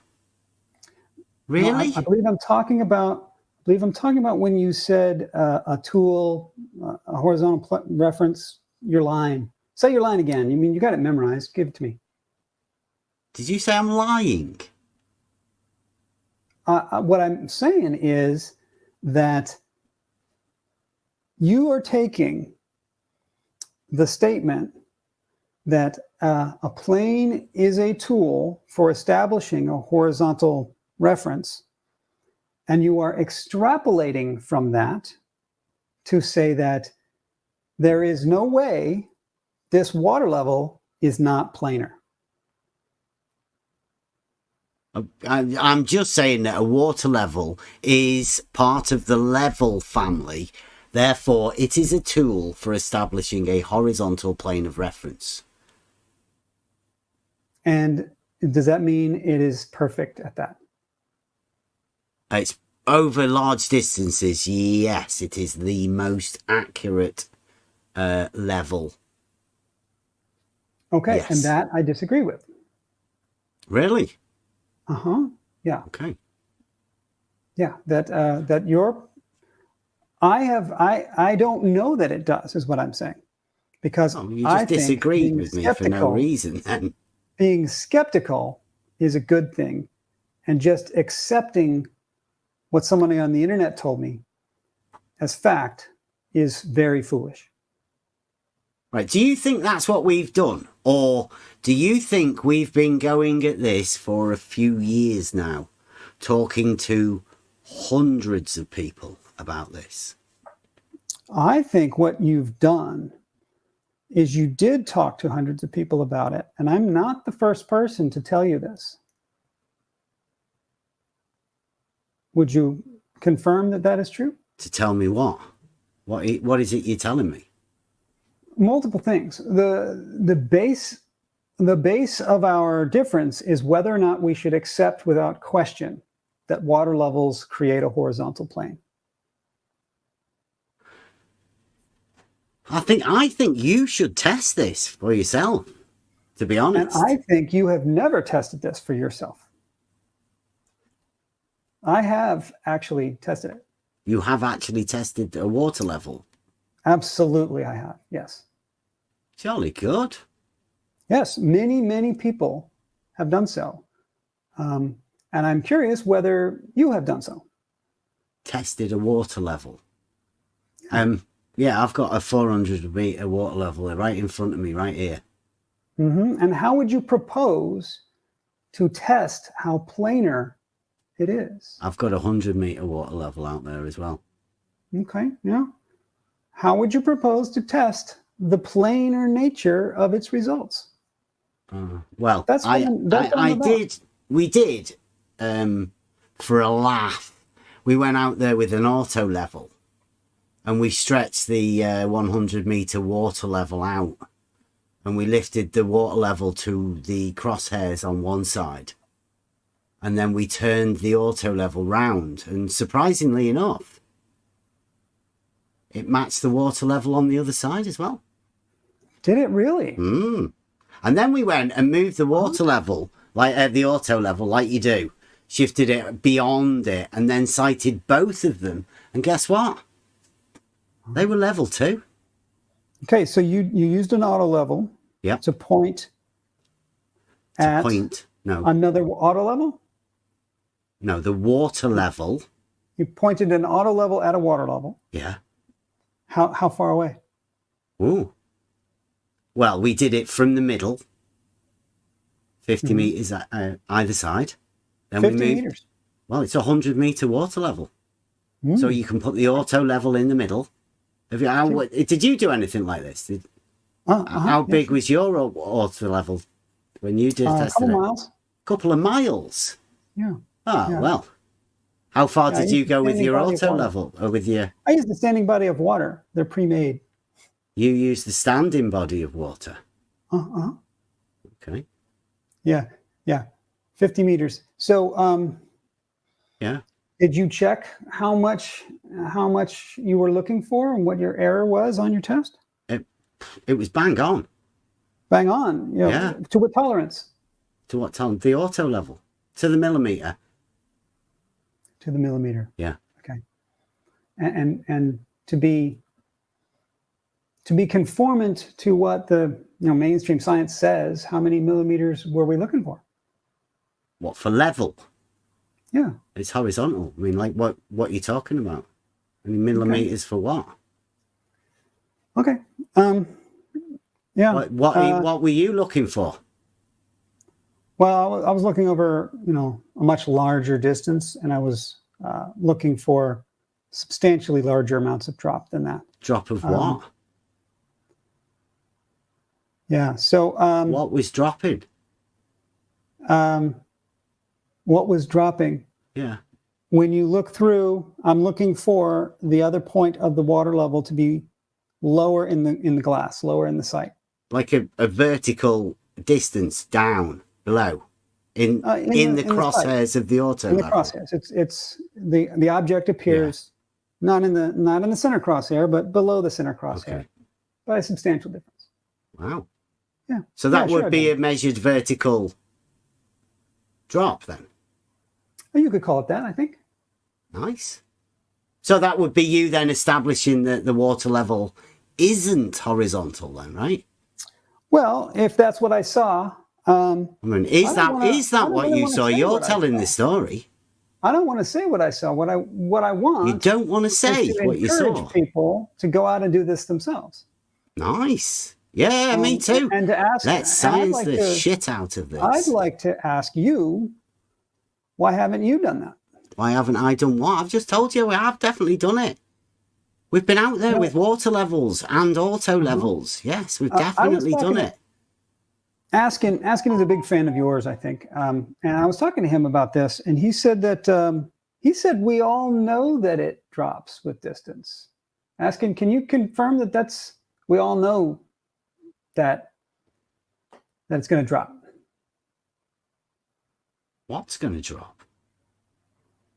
If I look across a lake, long distance, if I look across Bedford Level, 6 miles or whatever it is, I'm going to see drop. Nah. Does I don't know. Let's hear in the chat. How many people in the chat think there will be drop, and how many people think there will not be drop?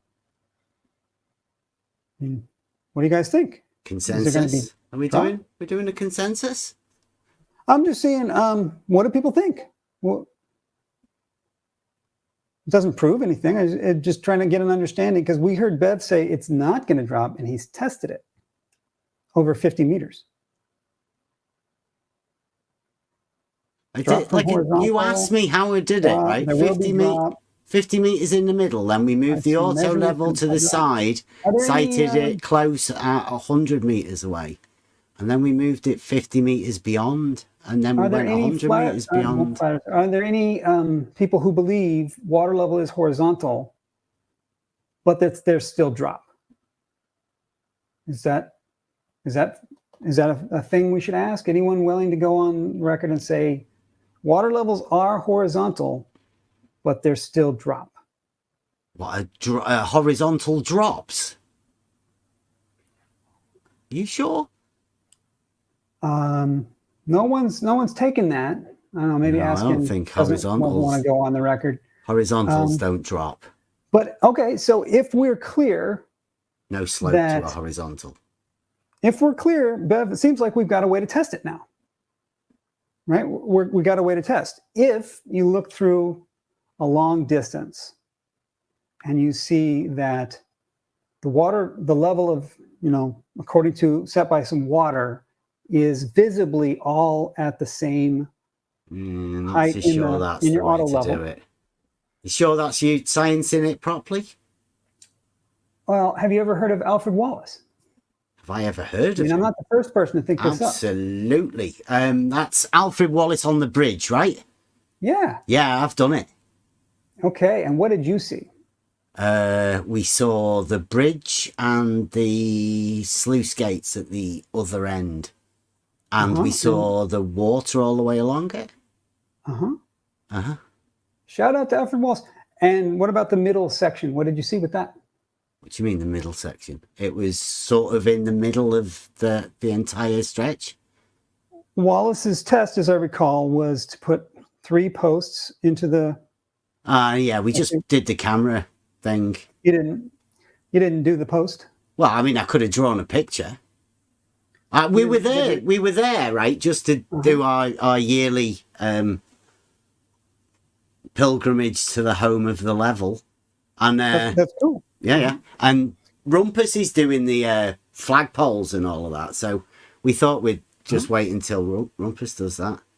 Okay. Well, Rumpus, get off your rumpus and get out there and do it, dude. I don't think he's going to do it. Can you... I mean, when he sets it up, you're going to go out and see, right? You're going to go look. Yeah, too right. My son sat in the dinghy at Bedford level, 8 inches above. We did the Rowbotham one that nobody's ever done. I don't think anybody ever even heard of it. People do that one all the time. One. Which one? I've seen that one. 8 inches? I've seen it done. Yeah. I mean, maybe it was your group, though. At Bedford? I don't know if I would have recognized you. But I've seen people doing it down at Bedford. Yeah, sure. Have you ever seen the footage? No, they didn't share footage. No. Well, we've got footage for that. We've got the footage for the 8 inches. Okay. And we've also got the footage for the Wallace one. He was on the bridge. Wallace did different. He went up a little higher. He was on the bridge, and he put a post in the middle. I don't think that putting a post in the middle would be... I don't think it would make any difference, to be honest. Why is that? Because you can see the water all the way. Okay, so the post in the middle would not show the supposed hump, but it wouldn't put. Yeah, there isn't a hump in the middle. I mean, that's ridiculous. It's ridiculous. Yeah, but that's what Alfred claimed to show, right? Yeah, I think Sean's talking about you there. Yeah, he is. Yeah. I know. He gets really bad, doesn't he? Yeah. You get him flack from Scorkins. I dig that. Okay, so what I have said here, and I think we've all heard it now, is that you can test whether there's visible drop or not. Do we have an agreement? It can be tested.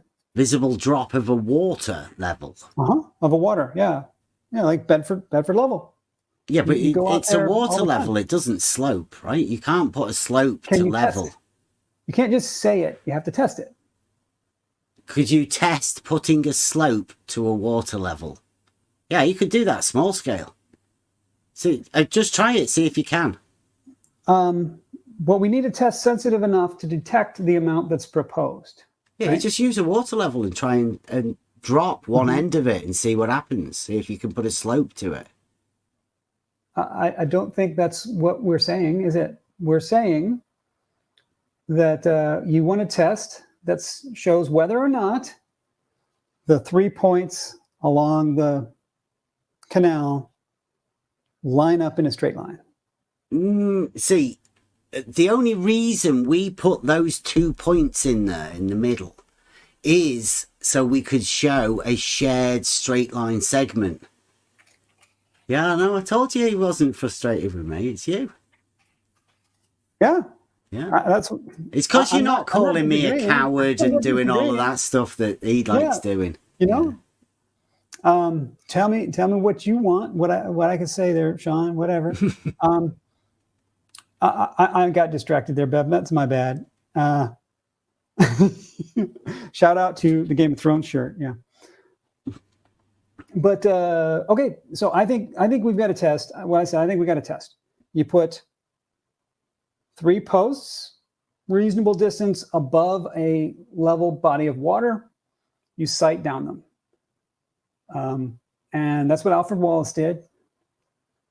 And would that or would that not show the levelness? A water level would show the level. No, that's your circular again. You said water levels are level. So if I want to question, is it level? You say use a water level. What? No, I'd say if you want something level, you use a tool that establishes a horizontal plane. And those tools are called levels. They're definitely the best tool for checking if something is level. But they don't use a camera. A horizontal plane. They do not. It needs to be tested. Well, what? It's just a claim. You're just making a claim. What if they don't establish a horizontal plane? What do? They establish a water level. Is that different than an auto level? A water level is a different tool from an auto level. A different tool than a spirit level. Yeah, they're well, a spirit level's probably got water in it, but yeah, they're approximately, they're very similar tools. Spirit.